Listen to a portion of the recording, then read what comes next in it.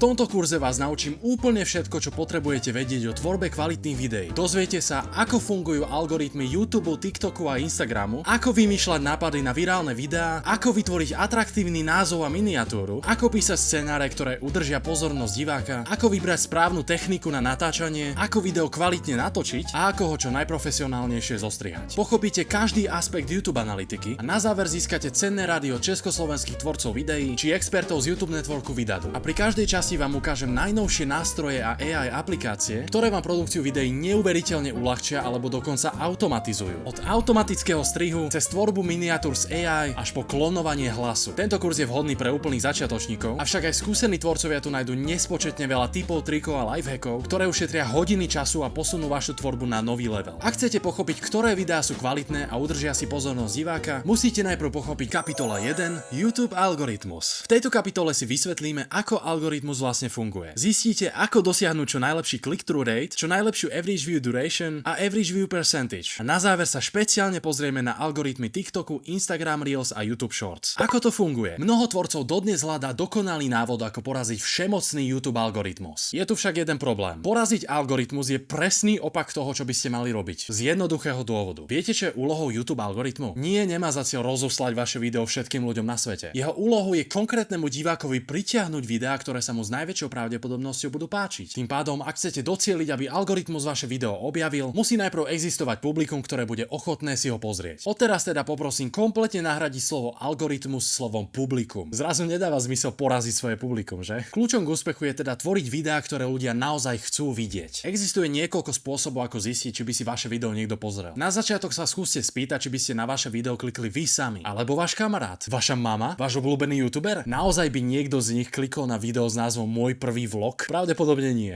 Je naozaj potrebné zamyslieť sa nad tým, že to, čo zaujíma vás, nemusí rovnako zaujať tisíce ďalších ľudí. Preto sa v tomto kurze pozrieme na to, ako z hociakého nápadu spraviť video, na ktoré divák klikne. Prvou radou je sledovať, čo robia iní. Je to absolútne jednoduché. Tvoria najpopulárnejší youtuberi bezcielne videá, kde len tak rozprávajú a ani nevedia o čom? Nie, nerobia. Na to, aby ste sa stali tvorcom, musíte byť v prvom rade divákom. Zjedli by ste sushi od kuchára, ktorý v živote sám sushi nejedol? Ja by som mal celkom pochybnosti. Ak sami nepozeráte videá a neviete, ako ostatní tvorcovia natáčajú, editujú a aké názvy a miniatúry vytvárajú, budete to mať o trochu náročnejšie. Cieľom však nie je zobrať to, čo tvoria iní a absolútne to okopírovať. Ak sa spevák stane klónom Eda Sheerana, navždy ostane ten fejkový Ed Sheeran. Mali by ste preto sledovať, čo tvorcovia tvoria a diváci pozerajú a porozmýšľať, čo by ste na tom vy mohli upraviť, pridať alebo spraviť trochu inak. Napríklad na československej scéne majú diváci veľmi radi videá, kde si tvorca robí srandu zo zlého filmu. Keďže ale séria Roasty do Citróna vychádza tak raz do roka, existuje diera na trhu, ktorú môžu vyplniť moje videá o filmoch, ktoré ale nie sú to isté a robím ich vlastným štýlom. K vymýšľaniu nápadov sa ešte dostaneme v nasledujúcej kapitole. Veľmi dôležitá vec, ktorú by ste si mali hneď zo začiatku uvedomiť, je, že neúspech je bohužiaľ iba vašou chybou. Väčšinou. Niektorí tvorcovia sa často sťažujú, že im hlúpy YouTube algoritmus zablokoval video a teraz sú shadow banned a nemajú žiadne pozretia. Krútou pravdou však je, že chyba sa s veľkou pravdepodobnosťou nachádza v samotnom videu. Nie je tá miniatúra príliš škaredá a nečitateľná? Nie je názov videa príliš dlhý, mätúci a absolútne nezaujímavý? Nehovoril tvorca prvých 30 sekúnd o tom, že bol chorý a preto posledných pár týždňov nevychádzali videá a publikum bolo tak unudené, že z videa odklikli preč? Áno, existujú prípady, kedy YouTube naozaj potláča pozretia, ale v 95%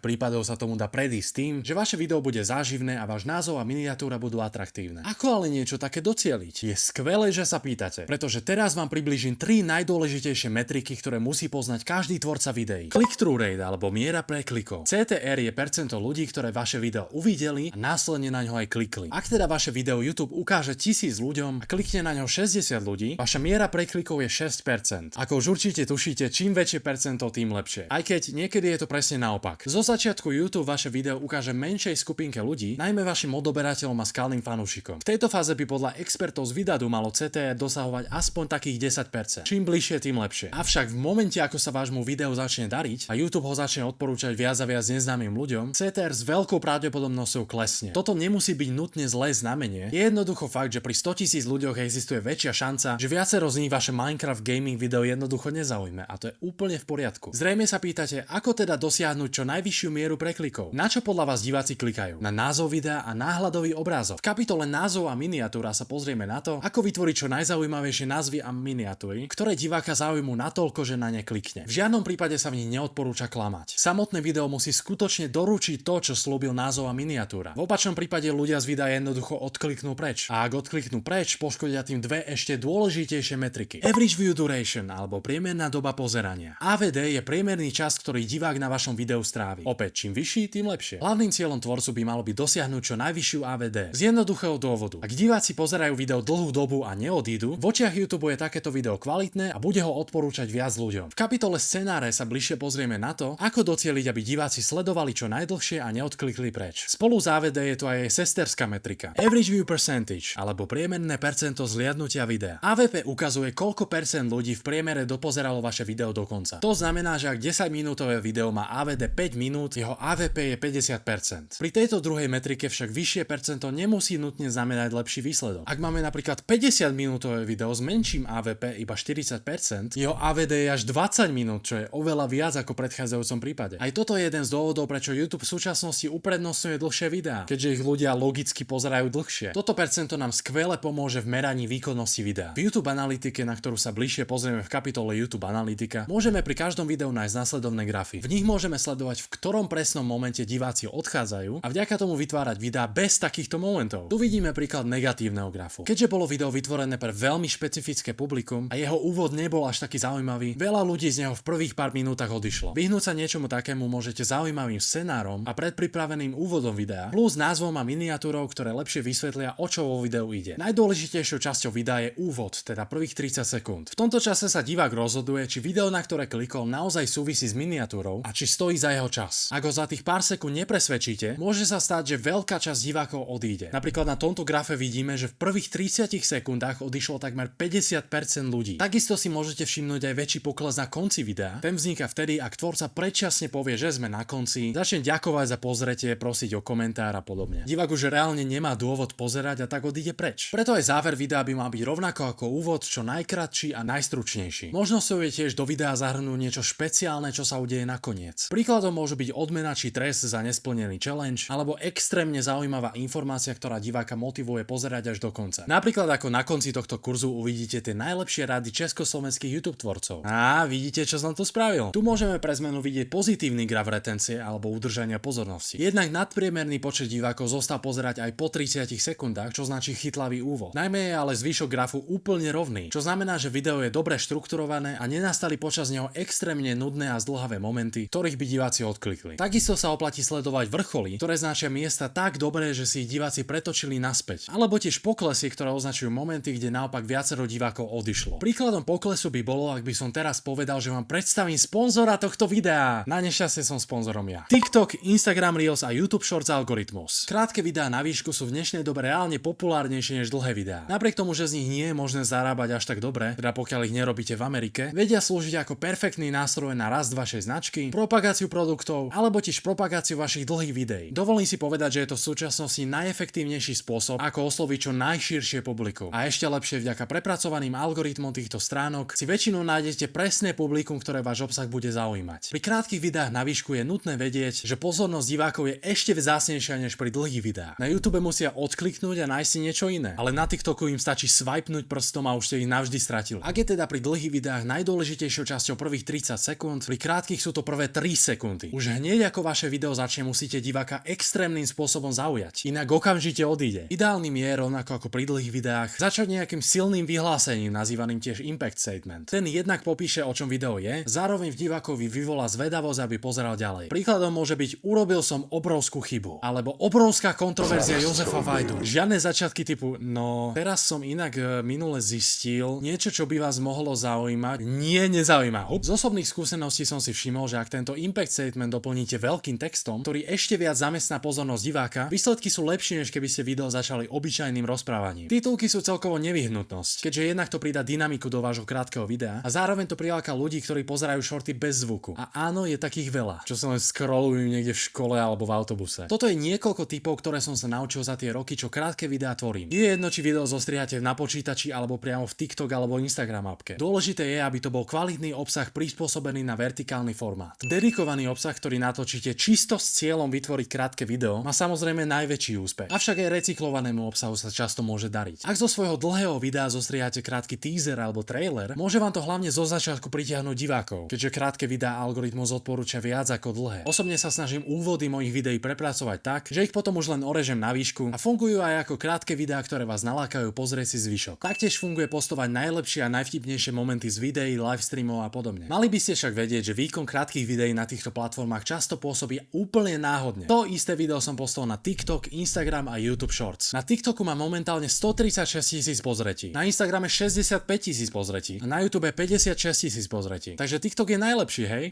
Ani nie. Ďalšie video získalo na Instagrame 84 000 pozretí, o čo si viac ako predchádzajúce. Na YouTube Shorts získal 44 000 pozretí, o niečo menej ako predchádzajúce. A na TikToku získalo 9572, čo je doslova nič oproti tým vyše 130 000. Musíte teda počítať s tým, že aj veľmi dobré video niekedy nezíska toľko pozretí, ako by malo. Často bez zjavného dôvodu. Ak získate až zvláštne nízke pozretia, často pomôže video skryť ako neverejné a nahrať ho znova. Aj keď platformy hovoria, že toto v žiadnom prípade nemáme robiť, lebo to nič nezmení, zmení. Už sa mi stalo, že reupload má 100-násobne viac pozretí než pôvodné video. Je to chaotické, ale dokážete to skrotiť. TikTok sám zverejnil, že videá propaguje na základe bodového systému. Za jeden like dostane vaše video 1 bod, za koment 2, za repost 3, za follow 4, za watch time, čiže koľko diváci vydržali pozerať až 5 bodov, a completion rate, čiže to, či vaše video ľudia dopozerali do konca alebo pozerali viackrát, vám uštedrí až 6 bodov. YouTube Shorts fungujú pomerne rovnako ako TikTok a najväčší dôraz kladú na AVD a engagement. Takže cieľom je, aby divák ostal pozerať čo najdlhšie a ideálne lajkoval, komentoval alebo odoberal váš kanál. Keď shorty uploadujete z mobilu, môžete si vybrať aj vlastný thumbnail, ale z mojich skúseností je to absolútne zbytočné, keďže všetci ľudia aj tak iba scrollujú. Z mojich skúseností mi to akorát tak uškodilo, než pomohlo. Najväčšou výhodou shortov je, že máte priamo vstavaný preklik na vaše dlhé YouTube video. Toto je neskutočne dobrý spôsob, ako zvýšiť pozretia a dokážete tak zachrániť aj úplne mŕtve video, ktoré by YouTube inak neodporúčal. Instagram je trochu zvláštnejší oproti predošlým dvom. A nemyslím len čo sa týka algoritmov. Z mojich skúseností Instagram okrem predchádzajúcich metrik preferuje najmä videá, ktoré používatelia zdieľajú kamarátom do DMs alebo na stories. Preto sa oplatí vydávať videá, ktoré sú trendy a pre publikum sú relatable. Ako však vôbec vymyslieť nápad na také video? Kapitola 2. Nápady. V tejto kapitole zistíte, ako vybrať správny níž vášho kanálu, ako tvoriť virálne nápady, ktoré ľudia budú chcieť pozerať, a takisto vám ukážem konkrétne taktiky tvorby nápadov. Níž. Níž je v podstate zameranie vášho kanálu. Kategória obsahu, ktorý točíte. Točíte gaming, videá o varení, edukačné videá? Ak bude váš obsah špecificky zameraný, znižuje sa síce váš potenciálny celkový trh divákov, ale je väčšia šanca, že naozaj oslovíte menšiu skupinku divákov, ktorá váš obsah viac ocení. Väčšina expertov odporúča vybrať si špecifické zameranie vášho obsahu, pretože ak tvoríte príliš rôznorodé videá, môže to vášmu kanálu uškodiť. Variety channels, kanály, ktoré tvoria doslova všetko, už bohužiaľ nemajú taký úspech ako pred 10 rokmi. Zvlášť ak diváci daného tvorcu ani nepoznajú. Preto odporúčam stanoviť si konkrétne série alebo formáty, ktoré budete tvoriť. Napríklad gaming kanál je stále veľmi všeobecný. Budete robiť herné challenge, dokumentárne eseje o hrách, alebo bude váš kanál zameraný iba na jednu hru, napríklad Minecraft. Podľa Colina a Semira sú moderné YouTube kanály v podstate shows. Divák dá odber pre konkrétnu sériu alebo formát videí a chce vás sledovať primárne pre ne. Ak vás niekto objaví vďaka videám o jednoduchých receptoch, asi nebude chcieť vidieť, ako hráte GTAčko. Ale napríklad by bolo ako prepojenie týchto dvoch konceptov zaujímavé uvariť najznámejšie jedlá z hier. Kľúčom je len prísť na tie správne nápady. Tvorba nápadov. Samotné nápady sú jedna z najdôležitejších častí videotvorby. Ak neviete, čo tvoriť, absolútne nikam sa nedostanete. A aj keď viete alebo máte predom určené, o čom vaše video musí byť, nikdy neuškodí spraviť ho o trochu zaujímavejšie. Je dôležité, aby bol nápad na video originálny a aby ľudí niečím zaujal. Znova sa treba na vaše videá pozrieť z pohľadu diváka. Dobrou taktikou je tvoriť niečo, čo by ste si pozreli vy sami. Alebo ešte lepšie, niečo, čo je tak dobré, že by ste to poslali kamarátovi na Messenger. Mali by ste pozorovať, čo tvoria iní tvorcovia, čo od nich radi pozeráte, čo od nich diváci najviac chcú, ale možno to nerobia dostatočne často. Takáto inšpirácia vám jednoznačne pomôže pri tvorení vlastných nápadov. Pri tvorbe nápadov sa takisto odporúča použiť pravidlo jednej vety. Ak celé vaše video nedokážete zhrnúť jednou krátkou vetou, pravdepodobne je príliš metúce. Na YouTube jednoznačne platí, že čím jednoduchší je koncept, tým skôr ho divák pochopí. Napríklad GTA, ale zmením verziu vždy, keď zomriem. Jednoduchý koncept. Vždy, keď zomriem v jednej GTA hre, posuniem sa na ďalšiu a tak ďalej. Tu sa dostávame k jednému z mojich obľúbených tríkov, a to sú pridané stakes alebo stávky. Divák bude oveľa viac navnádený, ak vo vašom videu bude niečo v stávke. Môže to byť napríklad challenge, ktorý musíte splniť, inak na konci dostanete trest. Môže to byť neustále stupňovanie, ako napríklad s tým postupným menením GTA verzií. Môže to byť preteky s časom, napríklad stihnúť upiecť koláč za 1 hodinu. Aj ten najobyčajnejší nápad je hneď 10 krát zaujímavejší, keď niečo takéto pridáte. Radšej si pozriete týpka, čo hrá Minecraft len tak, alebo týpka, čo hrá Minecraft, ale musí ho poraziť na volante a ešte k tomu rýchlejšie ako druhý youtuber. Najmä herné videá v súčasnosti fungujú týmto spôsobom. Dnes si už nikto nepozrie váš Let's Play Part 24, kde iba hráte hru a komentujete ju. Takéto bežné hranie sa v súčasnosti presunulo skôr na live streamy, kde môžete naživo interagovať s publikom a následne z toho spravíte nejaký zaujímavý zostrih na YouTube. K live streamovaniu sa takisto dostaneme v kapitole natáčanie. Je tiež výhodné kombinovať trendový obsah s tzv. Evergreen obsahom. Trendový obsah je extrémne populárny presne v tomto momente, ale o týždeň si naň možno už nikto ani nespomenie. Príkladom môže byť napríklad reakcia a dráma videa. Evergreen obsah nemusí hneď zo začiatku dostať toľko pozretí ako trendy obsah, ale je úplne jedno, či si ho divák pozrie o 4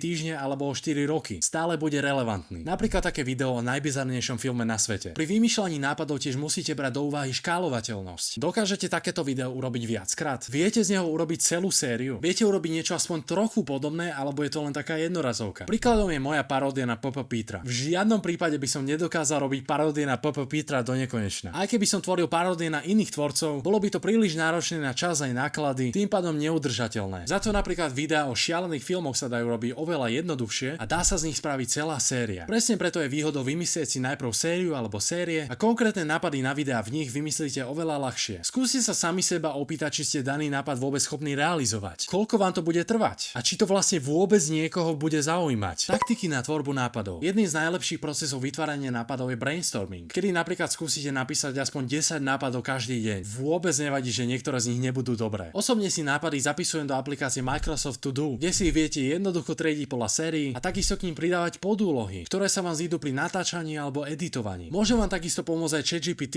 ale z osobnej skúsenosti sa naozaj hodí iba na inšpiráciu, lebo často vytvára veci, ktoré by si nikto na planete nepozrel. Tiež je možnosťou spýtať sa na nápady vášho publika alebo ľudí v okolí či na sociálnych sieťach. Jednou z najlepších taktík je však tzv. Yoink and twist, v preklade uchmatni a pozmeň. Táto taktika spočíva v etickej inšpirácii nápadmi iných tvorcov. Povedzme si na rovinu, väčšina nápadov už vymyslená bola a je ťažké prísť niečím 100% originálnym. Preto je veľmi efektívne uchmatnúť si nápad niekoho iného, ktorý sa vám páči a dostatočne ho pozmeniť, aby bol originálny a ušitý ako pre vás. Napríklad tento tvorca vydal herný challenge, kde musel poraziť Minecraft bez toho, aby porušil 10 božích prikázaní. Je to geniálny nápad, ale povedal som si, čo keby som ho skúsil v oveľa brutálnejšej hre ako napríklad The Last of Us. Ďalším príkladom je tvorca menom Cigaretová krabica, ktorý sa inšpiroval mojimi videami, kde som hodnotil prvé a najpopulárnejšie videá youtuberov. Upravil nápad tak, že hodnotil najhoršie videá youtuberov, čo je fakt kreatívne a originálne. Nápady idú ruka v ruke s niečím, čo je v podstate dôležitejšie než samotné video. Kapitola 3. Názov a miniatúra. V tejto kapitole sa dozviete, prečo sú dôležité. Naučíte sa pravidlá virálnych názvov a miniatúr. Uvidíte, aké typy miniatúr existujú. Naučíte sa ich vytvoriť vo Photoshope či pomocou umelej inteligencie. Na záver zroastujem vaše thumbnaily. Prečo sú dôležité? Možno sa pýtate, ako môžu byť text a obrázok dôležitejšie než samotné video. Jednoducho. Ak na vaše video človek ani len neklikne, je úplne jedno, aké je úžasné. Názov a miniatúra sú hlavným lákadlom vášho obsahu a presne preto je nutné premýšľať o nich ešte predtým, než vôbec začnete nahrávať. Ak si názov a miniatúru vymyslíte a nadizajnujete dopredu, pomôže vám to určiť, či má daný nápad naozaj šancu na úspech. Aj keď ich osobne nie vždy robím dopredu, aspoň si predstavím v hlave, ako by mali vyzerať, aby som mal istotu, že ľudia na video kliknú. Názov a popis. Názov videa by mal byť jednoduchý, stručný a výstižný. Ideálom je maximum 60 znakov. Dôvodom je jednak samotný YouTube, ktorý príliš dlhé názvy usekne 3 bodkami. A takisto je potrebné si uvedomiť, že tvoríte názvy pre ľudských divákov a nie pre robota. Divák pri vašom názve a miniatúre v priemere strávi iba 3 sekundy a menej. Nebude teda ochotný čítať zdĺhavé a chaotické vety. Napríklad názov videa Mafia 2, ale za každým, čo zomriem v hre, si bude musieť dať pálivú omáčku. Môžeme pokojne skrátiť na Mafia 2, ale každá smrť sa rovná pálivá omáčka. Stále to krásne opíše, o čom video je a divák to prečíta oveľa rýchlejšie. Osobne rád používam názvy, ktoré majú tak cca 4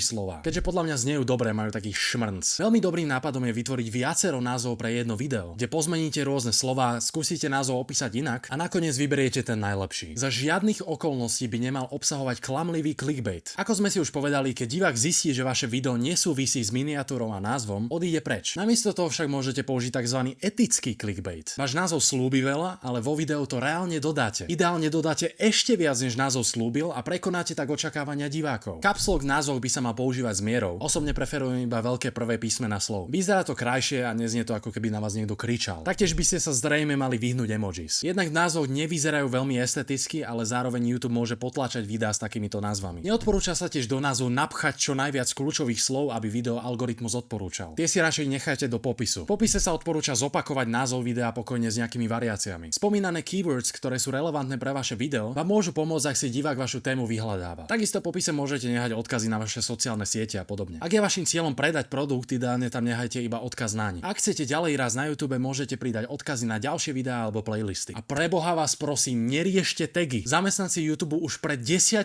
rokmi povedali, že tagy absolútne nič nerobia. Jediné, v čom môžu pomôcť, sú preklepy vo vyhľadávaní, ale nijako vám nepomôžu umiestniť sa vo výsledkoch vyhľadávania ani na domovskej stránke. Ešte to aj YouTube sám píše pri ich zadávaní. Je to úplná strata času, koniec debaty. Presným opakom straty času je však miniatúra alebo náhľadový obrázok. Hlavným cieľom miniatúry je, aby diváka zaujala a vyvolala v ňom zvedavosť. Bude chcieť vedieť viac a na vaše video klikne. Podobne ako názvy, aj miniatúry by sa mali riadiť pravidlom jednej vety. Ak nedokážete náhľadový obrázok opísať jednou vetou, pravdepodobne bude pre diváka metúci. Napríklad tento thumbnail by sa dal opísať vetou: Paťo je zamyslený nad vývojom filmov od roku 1924 po 2024. Alebo Paťo je šokovaný, že nastienka mrazíkovi mala iba 14 rokov. Alebo dvaja týpci hodnotia všetky druhy čipsov v tier liste. Čím jednoduchší koncept, tým rýchlejšie ho divák pochopí. Ďalším a podľa môjho názoru najdôležitejším pravidlom je pravidlo tretín. Toto pravidlo dokáže z absolútne otrasne vyzerajúceho obrázku spraviť profesionálne vyzerajúcu miniatúru. Napríklad ako tu, každá osoba je pekne vo svojej tretine. Tu je takisto každý objekt pekne uprataný. Pri videách s reakciou je často tvár na jednej strane a zvyšné 2/3 sú vyplnené tým, na čo reaguje. Okrem pravidla tretín sa často používa aj pravidlo troch prvkov, kedy nepoužijete viac ako 3 prvky, aby miniatúra nebola príliš chaotická a preplnená. Samozrejme, celkových prvkov môže byť viac a aj hlavných, ak je to potrebné a vyzerá to esteticky. Stále ale platí, čím menej prvkov, tým jednoduchšie sa divák v miniatúre zorientuje. Miniatúry by mali používať kontrastné farby, ktoré spolu nesplývajú, aby napríklad za modrým tričkom nebolo modré pozadie. Ak si nie ste istí, ktoré farby sú kontrastné, nesplývajú spolu a naopak spolu dobre fungujú, môžete sa inšpirovať týmto farebným kolesom. Napríklad modrá a oranžová poskytujú lepší kontrast než červená a oranžová. Treba taktiež myslieť na to, že viac ako 70% ľudí sleduje YouTube v tmavom režime. Preto sa oplatí používať dostatočný jas a síte farby, ktoré vyniknú. Na telefónoch, ale aj na počítačoch môžu byť miniatúry veľmi malé. Preto treba dbať na to, aby všetky prvky boli dostatočne veľké a viditeľné. Osobne si rád miniatúru pri dizajnovaní zmenším, aby som videl, či je všetko jasne vidieť. Ďalšia vec, čo sa jednoznačne oplatí, je vytvoriť viacero miniatúr pre jedno video. Jednak pri vytváraní viacerých variantov s väčšou šancou objavíte ten, ktorý bude lepšie fungovať. A zároveň aj samotný YouTube ponúka možnosť tzv.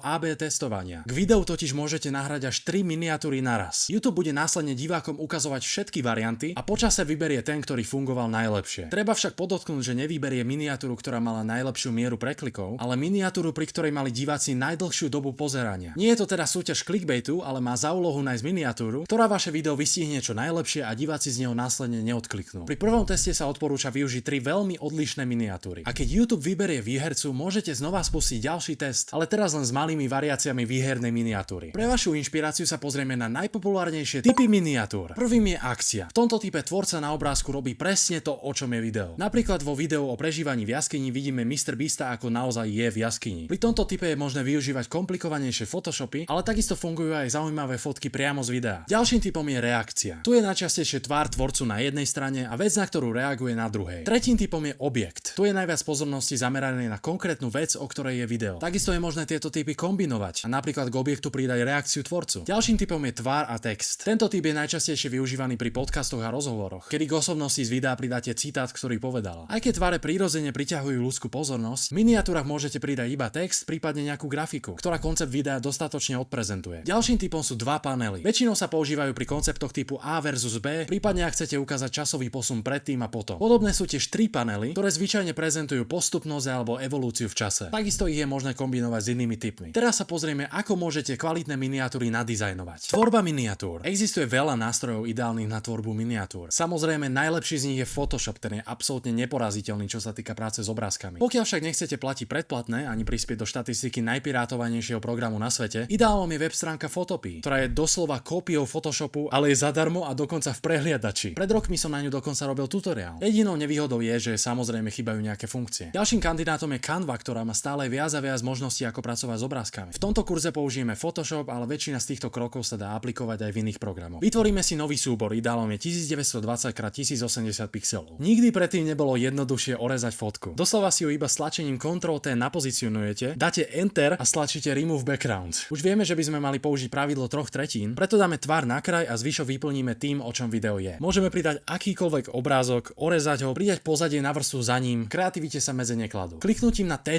môžeme pridať hociaký text, na ktorom môžeme upraviť všetky parametre. Keď dvojklikneme na vrstvu textu alebo obrázku, vieme mu pridať drop shadow, teda tieň, aby lepšie vynikol. Prípadne tiež stroke alebo orámovanie. Veľmi užitočná funkcia je vpravo dole kliknúť na túto ikonku a vybrať brightness lomeno kontrast. Týmto efektom môžete všetky vrstvy pod tým rozjasniť, čo enormne pomôže miniatúre vyniknúť. Ak by ste to chceli aplikovať iba na jednu vrstvu, napríklad na pozadie, posuniete tento efekt priamo nad pozadie, kliknete pravým a vyberiete Create Clipping Mask. Môžete takto označiť viacero efektov alebo obrázkov. Ďalším užitočným efektom tu dole je Vibrance. Ak jej trochu pridáte, farby na vašej miniatúre viac vyniknú. Pokiaľ vám to nestačí, môžete pridať aj saturáciu, ale tá už je o čosi drastickejšia. Dávajte teda pozor, aby vaše miniatúry nevyzerali takto. Photoshop má aj podrobnejšie filtre, môžeme ich aplikovať napríklad na tvár. Klikneme na vrstvu tváre pravým a dáme Convert to Smart Object. Tým dosiahneme to, že filter budeme môcť aj neskôr upraviť a nebude naveky aplikovaný na tú fotku. Teraz prejdeme do časti Filter a vyberieme Camera Raw Filter. Najlepším je už od začiatku odfotiť vašu tvár s dobrým osvetlením. Osobne sa raz ročne odfotím v každej jednej možnej emócii a potom len zvyšok roka tieto fotky používam v thumbnailoch. Ale aj tak ich preferujem jemne upraviť, nech ešte viacej vyniknú. Podľa potrieb pridám expozíciu a pohrám sa so všetkými slidermi. Napravo fotku rozjasnia, naľavo stmavia. Takisto tu máme Vibrance pre krajšie farby a nejaké ďalšie efekty a korektúry, ktoré môžete pridať podľa potreby. Osobne si myslím, že pridať svetlosť a farbu bohato stačí. Veľmi neuznávam ľudí, čo si upravujú miniatúry do takého bodu, že na nich už ako ľudia nevyzerajú. Ďalším lifehackom je zmeniť farbu trička. Jednak je čierne tričko na miniatúru celkom tmavé. Zároveň si tak môžete vizuálne rozlíšiť vaše série videí alebo vaše kanály. Môj hlavný kanál má červený branding, tak používam červené trička. A na gaming kanále s modrým brandingom zase modré. Takže divák jednoznačne vie, čo je to za video. Stačí vybrať Object Selection Tool, označiť s ním oblasť, kde máte tričko a vytvoriť nový layer via copy. Prípadne nakopírovať pôvodný layer a upraviť na ňom masku. Nech označuje iba tričko. Pri tomto čiernom tričku budeme musieť pridať až dva brightness efekty s clipping maskou, aby sme ho trochu zosvetlili. Následne pridáme efekt Solid Color, vyberieme akú farbu chceme a v tomto zozname vyberieme Color. Prípadne možnosť, ktorá vám príde najkrajšie. Náš hotový thumbnail exportujeme cez nádhernú klávesovú skratku Ctrl Shift Alt 2TV alebo cez file Export S. Tvorba miniatúr pomocou AI. Ak nie ste dobrí vo Photoshope, nemusíte zúfať. V dnešnej dobe si môžete vytvoriť miniatúru za pár sekúnd pomocou umelej inteligencie. Ukážeme si dva extrémne kvalitné a hlavne bezplatné softvéry. Prvým je ChatGPT, kto by to povedal. Reálne mu stačí napísať, aby vytvoril obrázok s vašimi zvolenými parametrami a on ho vytvorí. A až podozrivo kvalitne. Dokáže tiež analyzovať obrázok, ktorý mu vložíte. Dokonca aj kresbu, z ktorej následne vygeneruje fakt dobre vyzerajúcu miniatúru. Ak sa vám niečo nepozdáva, môžete mu jednoducho povedať, nech to pozmení. Bože, dúfam, že to len tak nezumovalo dlho. Ďalším nástrojom je dedikovaný thumbnail generátor od vidIQ. A tento je až neuveriteľne dobrý, keďže vie, ako by mali miniatúry cca vyzerať. Môžete doň uploadnúť svoje video, pridať konkrétne prvky, napríklad svoju tvár, alebo jednoducho napísať text, ktorý má AI vygenerovať. Chystá sa točiť video aj Harrym Potterovi, tak povedzme Harry a Voldemort sa spolu smejú.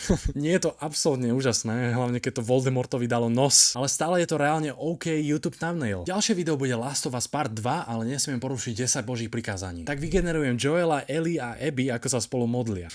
Nevystihlo to ich presné tváre, určite nie je tak dobré ako ChatGPT, ale toto sú fakt extrémne dobré miniatúry. Tým pádom, ak nepotrebujete použiť populárne charaktery z filmov, je to absolútne geniálny nástroj. Roast vašich miniatúr. Teraz si zroastujeme vaše miniatúry z videa do Discordu. Ak by ste chceli poradiť, prípadne sa rozhodnúť medzi viacerými miniatúrami, môžete ich hodiť do rúnky AB testing thumbnailov. Je šéfom videu Vajdedy? OK, táto miniatúra nie je vyslovene zlá. V tomto prípade je text použitý správne, keďže ho tam nie je príliš veľa, nie je moc malý alebo chaotický. Jediné, čo by som možno spravil, je trošku pridal blur na pozadie, aby ho viacej oddelilo od tých subjektov. Na tomto thumbnaili by som určite nepoužíval part 8, pretože let's playové party na YouTube jednoducho nefungujú, ako to bolo pred 10 rokmi. Maximálne pri záznamoch zo streamov, aby ľudia vedeli, že ktorý stream je pokračovanie a tak ďalej. Takisto by som ju možno trošku zosvetlil, nech nemá také tmavé pozadie. Tieto miniatúry vyzerajú celkom dobre. Úprimne sa mi najviac pozdáva tá stredná, keďže každý pozná skin Steva. Bohužiaľ nie každý pozná skin Astroazy, ale inak sa mi celkom páčia šípky, ktoré označujú poradie. Aj časovač nemusí byť vyslovene zlý nápad. V tomto prípade mi zaujímavejšie príde druhá, keďže ľudí viac priťahujú ľudské tváre a s väčšou pravdepodobnosťou na ne kliknú, ale stále by som sa pokúsil urobiť to o trošku zaujímavejšie, keďže teraz je to v podstate obyčajný balík a obyčajné autorádio. 21 Pilots zostávajú jumpscary.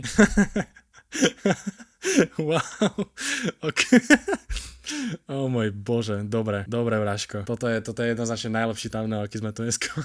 Minecraft AI updates, OK. Toto vôbec nevyzerá zle. Rozmýšľam, že je tam trošku prázdnych priestorov, ktoré sú také nevyplnené. Tým pádom to môže pridávať na takej chaotickosti. Keby sa tie subjekty natiahli do toho prázdneho priestoru, by to mohlo celkom pomôcť. Koncept thumbnailu vôbec nie je zlý. Dodržiava pravidlo 3/3, keďže v strede je počítač a na krajoch sú dve Minecraft postavičky. Akurát to pozadie a emojis tam pridávajú tak strašne veľa neporiadku, poriadku. Keby teda dodržal aj pravidlo 3 prvkov, prípadne aspoň použil nejaké jemnejšie, menej výrazné pozadie, mohlo by to tej miniatúre veľmi pomôcť. Tuto je presný príklad, ako nepoužívať text, keďže hlavne ten text dole je extrémne malinký. Reálne mám to rovno pred sebou a neviem to prečítať. To druhé je proste na výšku.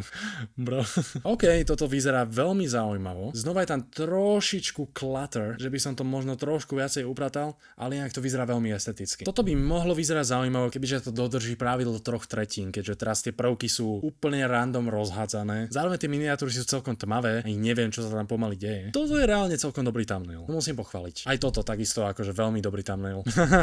Prvá otázka. Kto si podľa teba toto video pozrie? Akože určite ľudia hľadajú unboxingy mikrofónov, väčšinou ale od audio profesionálov, nie od nejakých random ľudí. Teraz je čas na jeden z najdôležitejších aspektov úspešného videa. Kapitola 4. Scenáre. V tejto kapitole sa naučíte, ako efektívne písať scenáre, ako udržať pozornosť diváka počas celého videa a aké konkrétne taktiky na to využiť. Písanie scenárov. Existujú 3 prístupy k scenárom. Prvým je, že nepoužijete absolútne žiaden a všetko, čo poviete na videu, ide priamo z vašej hlavy. Druhým je stručná osnova, kde si len zapíšete prehľadné body, ktorých sa vo videu budete držať. Do tretice máme komplexný scenár, ktorý budete čítať vetu po vete. Každý človek je iný, preto si musíte nájsť prístup, ktorý najviac sedí vám a vašej schopnosti rozprávať bez prestávky. Osobne preferujem tretí prístup, keďže ponúka veľmi veľa výhod. Mnohonásobne mi to uľahčí natáčanie, keďže si nemusím jednak spomínať, čo som chcel povedať, a zároveň rozmýšľať, ako jednotlivé vety naformulujem, aby dávali zmysel. Taktiež to razantne uľahčí strih a celkovo zvýši štrukturovanosť a prehľadnosť videa, keďže sa nemôže stať, že by ste odbočili od témy. Ak sa aj rozhodnete použiť jednoduchú osnovu, zastávam názor, že úvod videa by ste si predsa len mali rozpísať vetu po vete. Pomôže vám to uvedomiť si, či nie je príliš dlhavý, či popíše video a či v divákovi vyvolá zvedavosť. Na písanie scenárov jednoznačne odporúčam program OneNote od Microsoftu. Oproti klasickému Wordu je zadarmo, automaticky sa vám synchronizuje medzi počítačom a mobilom a hlavne máte všetko krásne pokope. Každé video alebo projekt máte ako samostatnú sekciu, ku ktorej si môžete pridať viacero stránok. Sám si vždy najprv napíšem poznámky, napríklad z pozerania filmu, následne si túto stranu skopírujem a nanovo prilepím a z tejto osnovy potom môžem písať plnohodnotný scenár. Určite odporúčam dbať na prehľadnosť, napríklad to, čo musíte povedať priamo na kameru, označíte boldom alebo farebne a zvyšok, ktorý stačí, keď prečítate, necháte normálne. Pri editovaní tiež pomáha, ak si hviezdičkami označíte nejaké špeciálne zábery, ktoré plánujete vložiť do videa. Udržanie pozornosti diváka. Cieľom vášho videa by malo byť čo najdlhšie udržať pozornosť diváka. To najjednoduchšie dosielite tak, že video štruktúrujete ako príbeh. Možno si poviete, že vaši videí sa to netýka. Ak točíte edukačný obsah, tam žiaden príbeh nemôže byť. Tu vás však musím zastaviť, keďže príbeh nájdete doslova všade. Môžete napríklad vaše video marketingu doplniť reálnymi situáciami, metaforami alebo prirovnaniami, aby si divák tému videa dokázal lepšie predstaviť. V hernom videu môžete rozprávať príbeh o tom, ako sa snažíte poraziť hru. Ak hovoríte o ekonomickom koncepte, povedzte príbeh jeho vzniku, alebo ho vysvetlíte na príklade reálnej životnej situácie. Zjednodušene povedané, rovnako ako príbeh, vaše video by malo mať úvod, jadro a záver. Najdôležitejší zo všetkých je jednoznačne úvod. V týchto pár sekundách sa divák rozhoduje, či si vaše video pozrie alebo odíde. Funkciou úvodu je splniť očakávania stanovené miniatúrou a zároveň nastoliť štýl videa. Bude to komédia, seriózne edukačné video, dramatické alebo akčné video? Tvorcovia ako MrBeast často prvých 5 až 7 sekundách používajú tzv. Impact statement alebo silné vyhlásenie. V 7 až 30 sekunde vytvoríte tzv. Hook, v preklade háčik, ktorým diváka doslova ulovíte. V tejto časti by ste mali jasne vysvetliť, čo sa vo videu bude diať. Dôležité je, aby divák video pochopil. Preto sa snažte byť jasný a stručný a nezahlte ho príliš veľa informáciami hneď zo začiatku. V 30 sekunde až minúte 30 nastáva definovanie a začiatok príbehu. V 1. až 3. minúte ďalej prezentujete samotný obsah videa. V tejto časti je dôležité pravidlo viac ukazovať než len hovoriť. Napríklad divák nechce len počuť, ako ekonomika upadá, radšej to bude vidieť vizuálne opísané grafmi a podobne. 3. až 6. minúta by mali podľa MrBeasta obsahovať najzaujímavejšie časti videa. A od 6. minúty ďalej už len rozvíjate príbeh. Samozrejme, berte to len ako inšpiráciu, nie ako podrobný postup toho, ako video musí vyzerať. Aj keď neexistuje jedna perfektná dĺžka videa, minimálna odporúčaná dĺžka na YouTube je 8 minút. Keďže sa v takýchto videách zobrazia reklamy v strede videa, vy aj YouTube zarobíte viac a tak vaše video s väčšou pravdepodobnosťou odporúči. Kratšie videá sú často vhodné pre memes a vtipný zdieľateľný obsah. Klasické videá najlepšie fungujú v dĺžke 8 až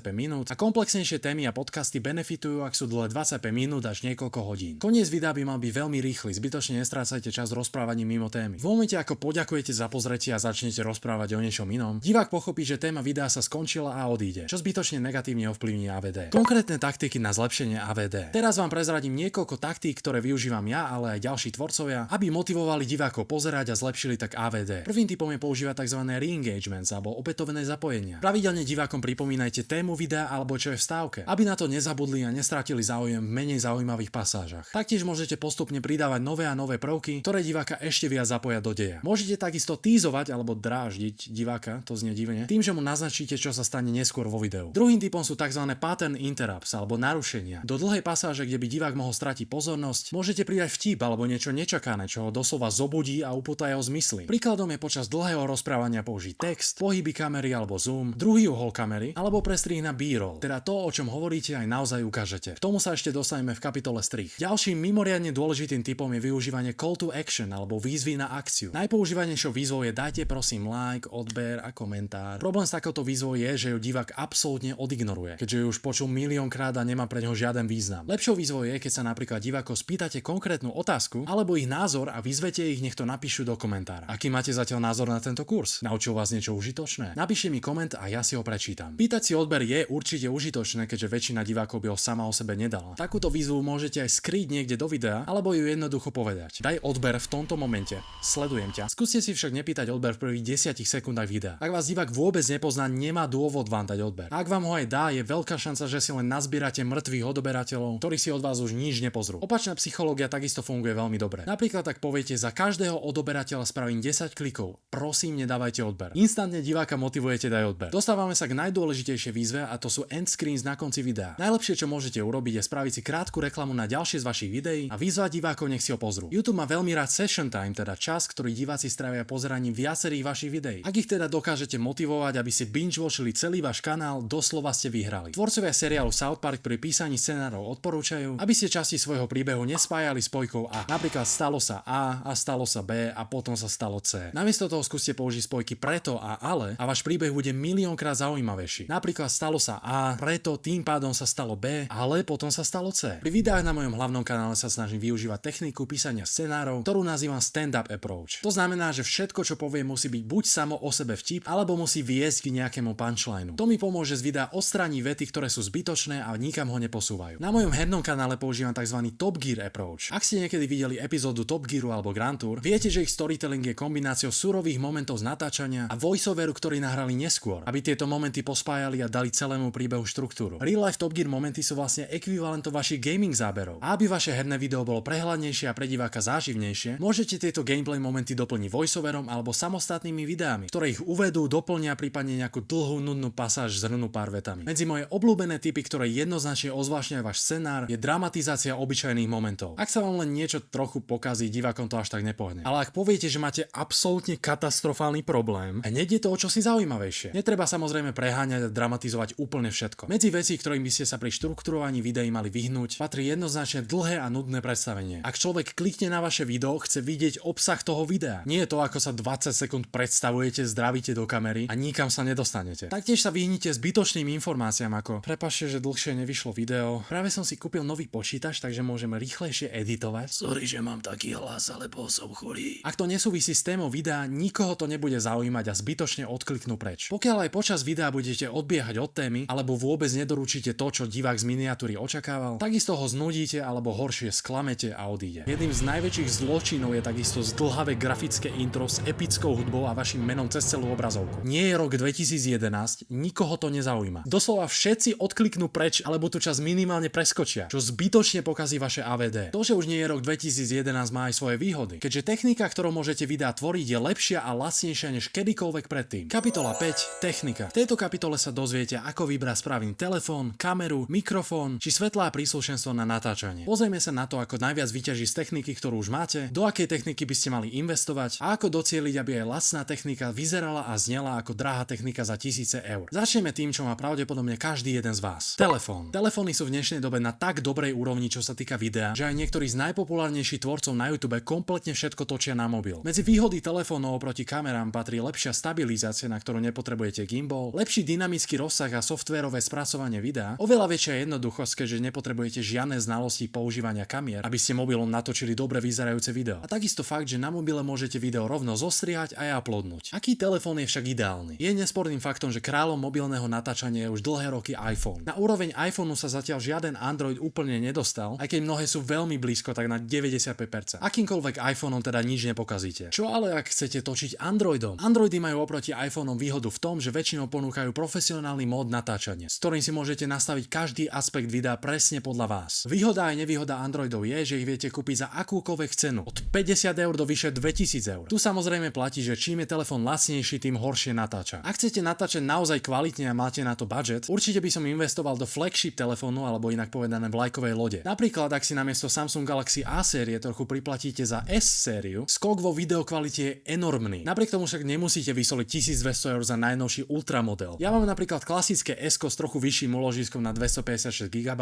ktoré sa vám určite zíde, ak chcete točiť veľa videí. Tento mobil som kupoval iba 3 mesiace po vydaní, ale chytil som na ňo takú zľavu, že namiesto 900 eur ma vyšiel na niečo vyše 600. Ak však nemáte rozpočet na najnovší flagship telefón, oveľa viac sa vám oplatí namiesto lacného budget telefónu za rovnakú nízku sumu kúpiť prémiový telefón, ale z minulých rokov. Telefóny staré rok, 2 alebo 3 sú výrazne lacnejšie, než keď boli nové. A väčšina technologických youtuberov ich používa za lepšiu investíciu než lacné modely, keďže kvalita výroby je aj po tých rokoch stále oveľa lepšia a je tiež menšia šanca, že vám budú sekať. A hlavne natáčajú kvalitnejšie video. Pokiaľ však kvalitu vášho videa chcete posunúť na ešte vyššiu úroveň, určite sa oplatí investovať do kamery. Kamera. Je mnoho typov kamier a určite nebudeme mať čas na presné detaily a odporúčania. Napriek tomu vás však môžem nasmerovať tým správnym smerom podľa toho, aký typ videa chcete točiť. Streamery, prípadne tvorcovia, čo točia za stolom, často využívajú webkamery pre ich jednoduchosť a ľahké pripojenie s počítačom. Podľa mňa je ich kvalita na nešťastie vo väčšine prípadov podpriemerná a lepším pre vás bude, ak si k počítaču pripojíte telefón. iPhony aj Androidy takéto prepojenie podporujú priamo, ale takisto existuje mnoho aplikácií, ktorými si telefón pripojíte k počítaču či už káblom alebo bezdrôtovo. A zrazu máte kvalitnú webku aj mikrofón. Ak chcete točiť outdoorové videá, je tu dlhoročný král akčných záberov GoPro, alebo tiež novšia spoločnosť Insta360, ktorých zábery sú v mnohých prípadoch oveľa viac praktické. Na štúdiové alebo celkovo kvalitnejšie zábery odporúčam modernú bezzrkadlovku. Takáto kúpa veľmi záleží od vášho rozpočtu. Opäť za kameru aj s objektívom môžete vysoliť tisíce eur. Ak chcete kvalitu a zároveň nižšiu cenu, môjim odporúčaním je Sony ZV-E10. Má kvalitný obraz, vymeniteľný objektív, ktorý môžete neskôr upgradeovať a hlavne má množstvo moderných funkcií. Medzi ne patrí napríklad priame prepojenie s počítačom cez USB-C. Väčšina kamier potrebuje externé zariadenie ako napríklad Elgato Camlink, aby ste ich mohli používať ako webkameru. Tu vám však stačí zvoliť mód streamovania a pripojiť kábel. Jedinou nevýhodou je, že aj keď kamera natáča 4K, tento streamer mod je dostupný iba v 720p, čo nie je ideálne na natáčanie videí, ale ako facecam v rohu vášho videa je to viac než dosť. Oveľa dôležitejšie ako kamera je však váš mikrofón. Veľmi jednoducho si vysvetlíme druhy mikrofónov, aby ste sa mohli rozhodnúť, ktorý je ideálny pre vás. Podľa káblov ich delíme na klasické USB mikrofóny, XLR mikrofóny a bezdrôtové mikrofóny. USB mikrofóny ako napríklad Rode NT USB Mini sú ideálne v 90%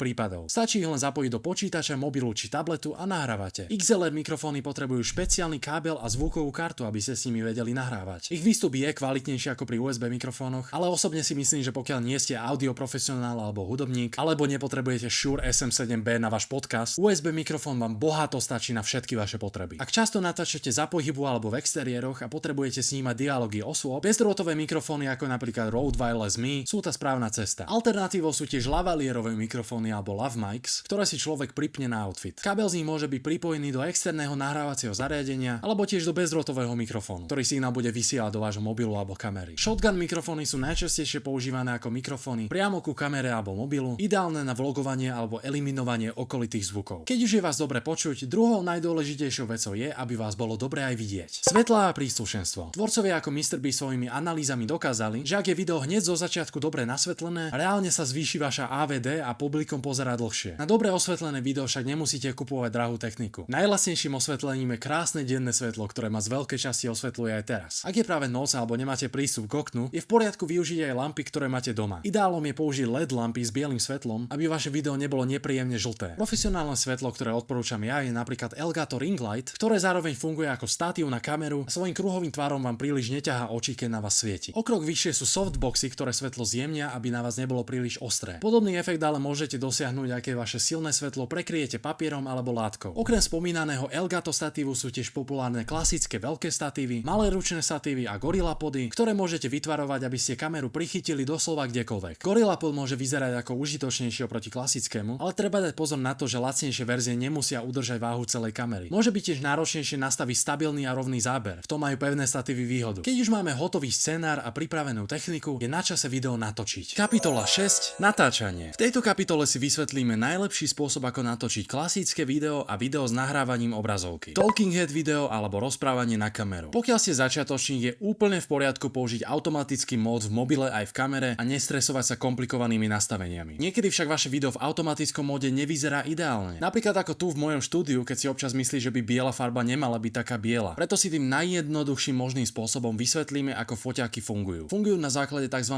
Trojuholníka expozície, kde patria clona, čas uzávierky a ISO. Clona alebo aperture je veľkosť otvoru v objektíve. Čím je to číselko za f menšie, tým viac bude video svetlejšie a pozadie za vami rozmazanejšie. Tým pádom objektív s clonou f/1,4 bude svetlejší a rozmazanejší ako z f/5. Čas uzávierky alebo shutter speed hovorí o tom, ako dlho je foťák otvorený. Ak je čas na fotku dlhší, napríklad 1:2, zachytí viac svetla, ale pohyb môže byť rozmazanejší. Krátky čas, napríklad 1:1000, je ideálny na šport a rýchlu akciu. Väčšinou sa odporúča používať čas, ktorý je dvojnásobkom vašich FPS. Ak točíte 30 snímkov za sekundu, čas uzávierky by mal byť 1:60. Ak točíte 60 fps, mal by byť 1:120. V takýchto prípadoch môžete naraziť na problém s blikajúcimi svetlami. Zjednodušenie, európska elektrina funguje odlišne ako americká. Zatiaľ čo ich formáty sú 30 a 60 fps, my by sme mali používať 25 a 50 fps. Ale keďže sú tieto formáty hlúpe a u nás sa používajú aj tak tie americké, musíme jemne upraviť toto shutter speed pravidlo. Ja teda pri 30 fps namiesto shutter speed 1:60 používam 1:50, aby som sa vyhol blikaniu svetiel. Keď už sme pri snímkoch za sekundu, 30 fps je ideálne pre väčšinu videí. 60 fps pre gaming, šport alebo napríklad aj TikToky, keďže to vyzerá trochu viacej plynulo. A 24 fps, ak chcete byť veľmi cinematic. A do tretice tu máme ISO, ktoré digitálne upravuje váš obraz, aby bol svetlejší alebo tmavší. Treba dávať pozor na to, že čím viac ISA pridáte, tým väčší šum váš obraz bude mať. Pre nahrávanie mikrofónu odporúčam aplikáciu Audacity alebo Audacity. Je štandardom a používajú väčšina tvorcov. By the way, všetky veci, ktoré spomínam, nájdete dole v popise videa. Pokiaľ chcete niečo jednoduchšie, obyčajnou aplikáciou diktafón nič nepokazíte. Nezabudnite si však skontrolovať, že ako audio vstup máte nastavený ten mikrofón, ktorý aj reálne chcete použiť. A nie napríklad mikrofón z notebooku. V žiadnom prípade nepoužívajte notebookový mikrofón. Nikto vás nebude chcieť počúvať, keď budete znieť ako rádio z roku 1948. Mikrofóny na MacBookoch sú už o čosi lepšie a použiteľnejšie, ale aj napriek tomu stále vyhráva externý mikrofón alebo aspoň mobil. Teraz niekoľko praktických tipov pre efektívne natáčanie. Najlepší zvuk dostanete v miestnosti, kde je čo najmenšia ozvena. Môžete ju znížiť umiestnením mäkkých plôch, ako sú koberce, deky, vankúše alebo aj matrac. Prípadne si umiestnite mikrofón čo najbližšie k ústam. Dajte však pozor, aby neznel takto. To je pre mňa psychické zdravie. Neskôr sa pozrieme na niekoľko AI nástrojov, ktorými môžete upraviť menej kvalitné audio tak, aby znelo 10 krát lepšie. Uistite sa, že všetku techniku máte vopred nabitú. Pre istotu si tiež počas natáčania prichystajte nabíjačky. Pravidelne kontrolujte, či vaša kamera, mikrofón alebo mobil nahrávajú. Môže sa pokojne stať, že sa prehrejú a vypnú a nechcete, predpokladám, natáčať bez natáčania. Pokojne si najprv nahrajte zo pár skúšobných záberov a pustíte si ich, aby ste hneď zistili, či všetko funguje dobre, mikrofón nešumí a podobne. Vy nahráte si na natáčanie dostatok času, keďže ho môže prerušiť niečo nečakané a celkovo zrejme bude trvať dlhšie než čakáte. Ak je to pre vaše video vhodné, môžete okrem hlavných záberov natočiť aj B-roll. Keď hovorím o mrkve, ideálom je natočiť alebo aspoň stiahnuť zábery tej mrkvy, ktoré môžem v edite pridať cez to rozprávanie, aby nebolo príliš nudné. Asi najdôležitejšie zo všetkého, skúste do svojho prejavu dať trochu viac energie, než by ste bežne použili. Predstavte si, že prednášate vo veľkej triede, kde vás aj študenti vzadu musia počuť. Samozrejme, netreba to preháňať a kričať, hlavne ostaňte sami sebou. Vec, ktorej sa ale vyvarujte, je absolútne nudný a monotónny prejav. Keďže pri takomto vystupovaní nemôžete čakať, že diváci nezaspia. Pri komplexnejšom natáčaní alebo natáčaní v exteriéri je vhodné predom si naplánovať zoznam záberov, ktoré chcete natočiť a uľahčiť si tak celý proces natáčania. Čo keď ale primárne nenahrávate seba, ale obrazovku počítača? Nahrávanie obrazovky. Nahrávať obrazovku na Windows počítači môžete hneď niekoľkými spôsobmi. Najjednoduchším je priamo zabudovaný Xbox Game Bar, ktorý spustíte stlačením klávesou Windows a G. Jednoducho kliknete na nahrávanie a uloží sa vám to do prečínka s videami. Nevýhodou je, že týmto spôsobom nemôžete nahrávať plochu ani prieskupníka. Ak máte Nvidia grafickú kartu, je tu možnosť využiť ich screen recorder, ktorý má o trochu viac možností. Toto nahrávacie menu spustíte klávesou s krátkou Alt plus Z. Z mojich skúseností je však extrémne nestabilný a častokrát mi zrušil nahrávanie alebo nahral 3/4 videa ako čiernu obrazovku, preto ho veľmi neodporúčam. Absolútne najlepšou voľbou je OBS Studio. Je to najprofesionálnejší screen recorder, ktorý je úplne zadarmo a váš počítač počas nahrávania s ním nestratí takmer žiaden výkon. Ak by niekoho zaujímalo, aké nastavenia používam počas natáčania, môžete si pauznúť video a okopírovať si. OBS funguje veľmi jednoducho. Máte tu scény, ku ktorým si môžete pridať rôzne zdroje a prepínať medzi nimi. Napríklad na scénu celý monitor si pridám zachytávanie monitora. A ak chcem nahrať záznam iba z jedného okna, napríklad hry alebo nejakej PowerPointovej prezentácie, jednoducho vyberiem zdroj, ktorý chcem a OBS bude nahrávať iba ten. Nezabudnite si opäť skontrolovať audio vstup, aby ste nahrávali tým správnym mikrofónom. Cez OBS tiež môžete live streamovať. Jednoducho si pripojíte váš YouTube alebo Twitch streamovací kľúč, prípadne sa rovno prihlásite do svojho účtu, vyberiete stream a vysielate. OBS tiež podporuje pluginy ako Stream Elements Live, ktoré vám umožňujú streamovať na viacero platform naraz. Odporúčam tiež v OBS nahrávať viacero viacero audiostôp. Prvú napríklad používam na streamovanie, preto tam mám aj mikrofón, aj zvuk plochy. Keď však natáčam, chcem ich mať oddelené, a tak druhú mám čisto iba môj mikrofón a tretiu čisto iba zvuk plochy. Pri nahrávaní obrazovky na Macoch je trošku náročnejšie používať OBS, keďže musíte nastaviť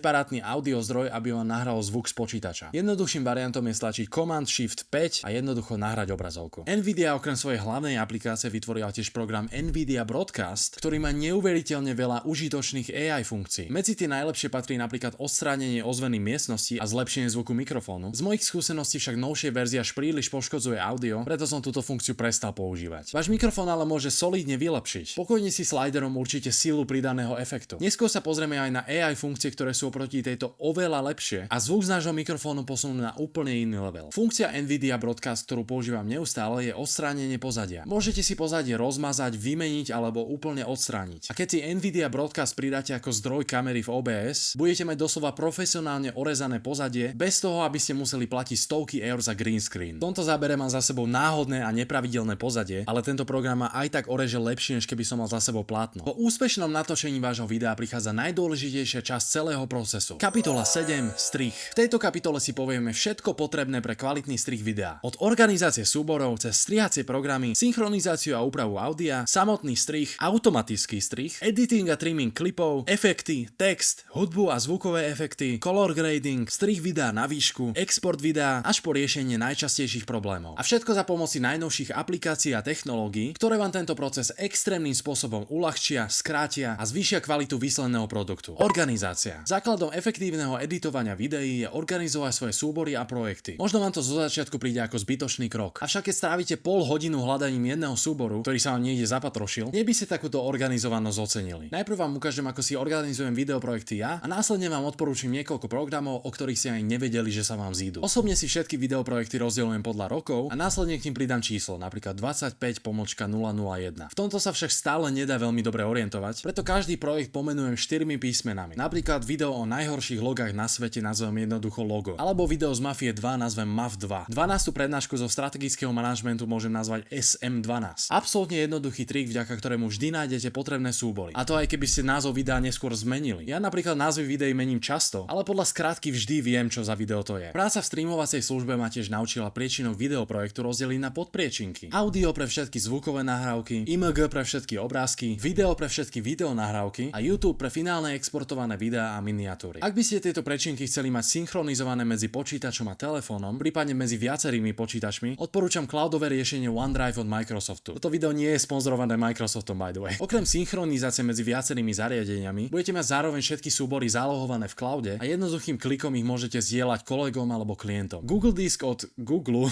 je tiež celkom fajn, ale z mojich skúseností na Windowsoch, Macoch aj telefónoch lepšie funguje OneDrive. Zároveň má aj lepšie ceny za úložisko, aj keď ho neposkytuje v tak veľkých kvantitách. Ak máte problém s veľkosťou súborov a 4K videá vám zaplnili kompletne celý disk, existuje jednoduchý spôsob, ako enormne znížiť ich veľkosť bez extrémnej straty na kvalite. Stačí si stiahnuť FFmpeg, odkaz na ňo vám dám do popisu videa. Po inštalácii môžete konvertovať videá akýmkoľvek spôsobom pomocou príkazov. Viem, že pre niektorých môžu byť príkazy príliš komplikované, a tak som vám do popisu pridal Excelový súbor s templatemi, kde si iba napíšete názov vášho videosúboru a automaticky vám to vytvorí príkaz. Dávajte pozor, aby tam mal aj koncovku, napríklad .mov alebo .mp4. A príkaz stačí už len skopírovať. Záleží, či má vaše video jednu audiostopu alebo napríklad 3. Počet stôp môžete upraviť pridaním pomlčka map a číslo. Ak sú teda len dve, odstránite map 03. Teraz už len stačí pravým kliknúť do priečinka, kde máte vaše video. Občas budete musieť kliknúť dvakrát, prípadne prejsť do rozšírených možností a otvoriť terminál. Doňho len vložíte váš príkaz, dáte enter a počkáte. Ak má vaše video viac ako hodinu, odporúčam si ho nehať konvertovať na noc, keďže to môže trvať pomerne dlho. Výsledný súbor bude mať až 20-násobne menšiu veľkosť, bez nejakej obrovskej straty na kvalite. Čo určite oceníte, ak pracujete s viacerými 4K súbormi, prípadne si chcete len archivovať staré videoprojekty a nechcete, aby vám zaberali toľko miesta na disku. Moji kolegovia z YouTube branže používajú tiež program Handbrake. Ten niekomu môže prísť jednoduchšie ako pastovanie komandov. Ak chcete mať prehľad o vašich projektoch a ich stave, odporúčam nástroj Jira, prípadne niektoré ďalšie alternatívy. Tu si môžete jednoducho zaznačiť, ktoré video je vo fáze prípravy, ktoré treba natočiť, ktoré práve editujete a podobne. Konečne sa dostávame k najdôležitejšiemu programu zo všetkých. Editing program. Na trhu existuje množstvo strihacích programov a závisí len od toho, ktorý vy preferujete najviac. Štandardmi sú Premiere Pro či Final Cut pre Mac. Pomernou novinkou vhodnou pre začiatočníkov alebo tvorcov na mobile je CapCut, ktorý je zadarmo, ale obsahuje isté limitácie, ak nemáte prémiovú verziu. Je tu tiež Vegas Pro, ktorému sa radšej vyhnite ako čert krížu. Fakt to ani používatelia Premiéru tak strašne nenadávajú na problémy a nestabilitu svojho programu. Podľa názoru mňa a tisícov ďalších tvorcov, ktorí naň prešli, je najlepším striehacím programom DaVinci Resolve. A to hneď z niekoľkých dôvodov. Je úplne zadarmo a jediným obmedzením je, že nemáte prístup ku všetkým najpokročilejším AI funkciám. Je to extrémne profesionálny program, ktorý je zároveň veľmi jednoduchý pre začiatočníkov. Má oveľa intuitívnejší a modernejší dizajn a je takmer nemožné, aby vám crashol na rozdiel od jeho alternatív. A aj keby sa to stalo, má automatické ukladanie, takže nikdy neprídete o svoju prácu. Jeho autori dbajú na funkcie, ktoré používatelia reálne chcú a potrebujú. Dokážete v ňom robiť takmer všetko. Je to ako keby ste spojili Premiere, After Effects, Audacity, Photoshop a milión ďalších profesionálnych softverov. A znova podotýkam, úplne zadarmo. Ak by ste si aj chceli kúpiť premium verziu so všetkými AI funkciami, vyjde vás len na jednorazových 260 € na licenciu s doživotnými aktualizáciami. Čo je zrejme lepší deal ako Premiere Pro s jeho predplatným 320 € na jeden jediný rok. Nie je teda divu, že väčšina YouTube tvorcov a videoprofesionálov konvertuje práve na DaVinci Resolve. Jednoducho si ho stiahnete zo stránky Blackmagic Design, odporúčam verziu 20, ktorá obsahuje najnovšie AI funkcie. Vyplníte údaje, tam stačí niečo random a nainštalujete. Po inštalácii si môžeme vytvoriť nový priečinok pre lepšiu organizáciu, v ňom založiť nový projekt a vybrať, v ktorom priečinku sú reálne videosúbory, ktoré naň použijeme. Ak by ste chceli, toto sú moje optimálne nastavenia. Môžete si pauznúť video a nastaviť si ich rovnako, ako vám to vyhovuje. Zároveň v popise nájdete moje vlastné klávesové skratky, ktoré som prispôsobil pre čo najjednoduchšie a najefektívnejšie editovanie bez toho, aby ste museli rukou skákať cez celú klávesnicu. Jednoducho kliknete na DaVinci Resolve, Keyboard Customization, Import Preset a vyberiete stiahnutý súbor. DaVinci Resolve tiež ponúka možnosť používať klávesové skratky z Premiéru Pro alebo Final Cutu, ak ste na ne zvyknutí. Veľmi rýchlo si spravíme overview celého programu. Tu dole je vaša timeline, na ktorej budete strihať. Nad ňou, tam kde som teraz ja, uvidíte obraz, na ktorom práve pracujete. Napravo odo mňa je inspektor, kde uvidíte všetky vlastnosti videa, audia či efektov, ktoré môžete upravovať. Napríklad tu môžete nastavovať zoom, hlasitosť audia a podobne. Naľavo vidíte Media Pool, čo je oblasť, kam presuniete všetky vaše médiá, s ktorými chcete pracovať. Či už videá, zvuk, pesničky, obrázky a podobne. Vedľa Media Poolu sa nachádzajú tzv. Power Bins. Ak ich nevidíte, môžete si ich zapnúť tu. Do nich si môžete pridať priečinky a súbory, ktoré sa vám zobrazia v každom ďalšom projekte. Niečo ako cloudové úložisko pre vaše efekty. Keď napríklad stále používate rovnakú hudbu alebo na video dávate rovnaký efekt, čokoľvek z timeline môžete presunúť sem a uvidíte to v každom novom projekte. Pod tým vidíte efekty a prechody, ktoré môžete jednoducho presunúť na váš klip, prípadne len prechádzať kurzorom sprava doľava, čo vám zobrazí ukážku toho, ako efekt vyzerá. Ak niektorú z týchto častí nevidíte, stačí kliknúť na jej názov a bude aktivovaná. Úplne dole vidíme rôzne súčasti Resolve. Stránky Media a Cut osobne nepoužívam, keďže všetko potrebné viete spraviť aj na edit stránke. Následne vidíme Fusion, čo je ekvivalent After Effects pre komplikovanejšie efekty, Color pre profesionálny hollywoodský color grading software, Fairlight pre prácu s audiom a na záver Deliver, kde na konci svoje video exportujete. Zopár rýchlych tipov. Zapnite si zobrazenie timelines, neviem prečo je to vždy vypnuté. Určite sa vám s nimi bude pracovať jednoduchšie, než keby ste ich museli vyberať tu hore. Takisto si môžete nastaviť pozadie prehrávača na červené, aby ste náhodou nenechali nejakú časť videa nezaplnenú. Ak vám zobrazuje dva prehrávače a chcete iba jeden, kliknite na túto ikonku. Na menších displejoch tiež môže byť schovaná za inspektorom. Timelines a synchronizácia. Novú timeline môžeme založiť dvoma spôsobmi. Najjednoduchšie je iba presunúť vaše video do programu a Resolve automaticky vytvorí timeline s rovnakými nastaveniami, aké má váš súbor. Pokiaľ však chcete špecifické nastavenia, novú timeline môžeme založiť aj klávesovou skrátkou Ctrl+N. Tu následne zrušíme možnosť Use Project Settings a v sekcii Formát následne vyberiete rozlíšenie a FPS, aké chcete. Osobne striham v pomere strán 2:1 namiesto 16:9, preto si stanovím rozlíšenie 3840x1920. Ak chcete pre každé video použiť rovnaké nastavenie timeline, prípadne rovnaké pozadia, hudbu a tak ďalej, môžete si timeline exportovať ako šablónu. Jednoducho kliknete na File, Export Timeline. Tento súbor následne môžete presunúť do každého nového projektu, čo vám značne ušetrí čas. Po presunutí videa do timeline vám radím upraviť zoom a pozíciu už hneď na začiatku, keďže po zostriehaní to môže byť náročnejšie. Šípkou vedľa ho zase resetujete. Ak si nie ste istí, či je vaše video vycentrované, môžete si vľavo dole vyhľadať Adjustment Clip, čo je vlastne úplne prázdny klip. Následne si v OpenFX vyhľadáte Grid Effect, zadáte 3 riadky a 3 stĺpce, vyberiete napríklad červenú farbu a môžete vaše video krásne zarovnať. Ak ste nahrali mikrofón ako separátny súbor, je potrebné synchronizovať zvuk z kamery a zvuk z mikrofónu. Buď ich môžete synchronizovať automaticky, stačí ich označiť, kliknúť pravým a vybrať Auto Align Clips. Ja väčšinou zarovnávam podľa zvukovej vlny. Dáme sync, chvíľku počkáme a po dokončení môžeme skontrolovať a prípadne posunúť jeden z klipov, keďže nie vždy ich zarovná na milimeter presne. Pre vyššiu presnosť môžete vypnúť magnetické pripínanie klipov o seba. Zvyšok času vám však odporúčam mať ho zapnuté, keďže vám to značne uľahčí strih. Zvuk. V tejto časti vám ukážem, ako dosieliť, aby aj lacný mikrofón znel ako 1000-eurový štúdiový mikrofón. Upraviť audio je ideálne ešte pred strihom, aby ste potom nemuseli celý čas počúvať nepekný zvuk. Prejdeme Prejdeme do časti Fairlight. Nebojte sa, je to až príliš jednoduché. Na začiatku si nájdeme, na ktorej audiovrstve je zvuk z nášho mikrofónu. Následne klikneme na toto malé plus a v Dynamics vyberieme multiband kompresor. Osobne na ňom žiadne nastavenia nemením, iba ho nechám tak. Už teraz vaše audio bude znieť lepšie bez toho, aby znelo príliš spracovanie. Ďalej klikneme na toto miesto, kde sa nám zjaví equalizer. Ja osobne si všetky tieto body zmením na guličky. Kľudne si ich môžete aktivovať alebo deaktivovať a buď ich chytí za tieto body a hýbať s nimi, alebo používať tieto kolečka. Ak by ste náhodou niečo pokazili, stačí keď dvojkliknete na kolečko a všetko sa vráti do normálu. Absolútne najlepší trik na kvalitné audio je spraviť ho čo najhorším.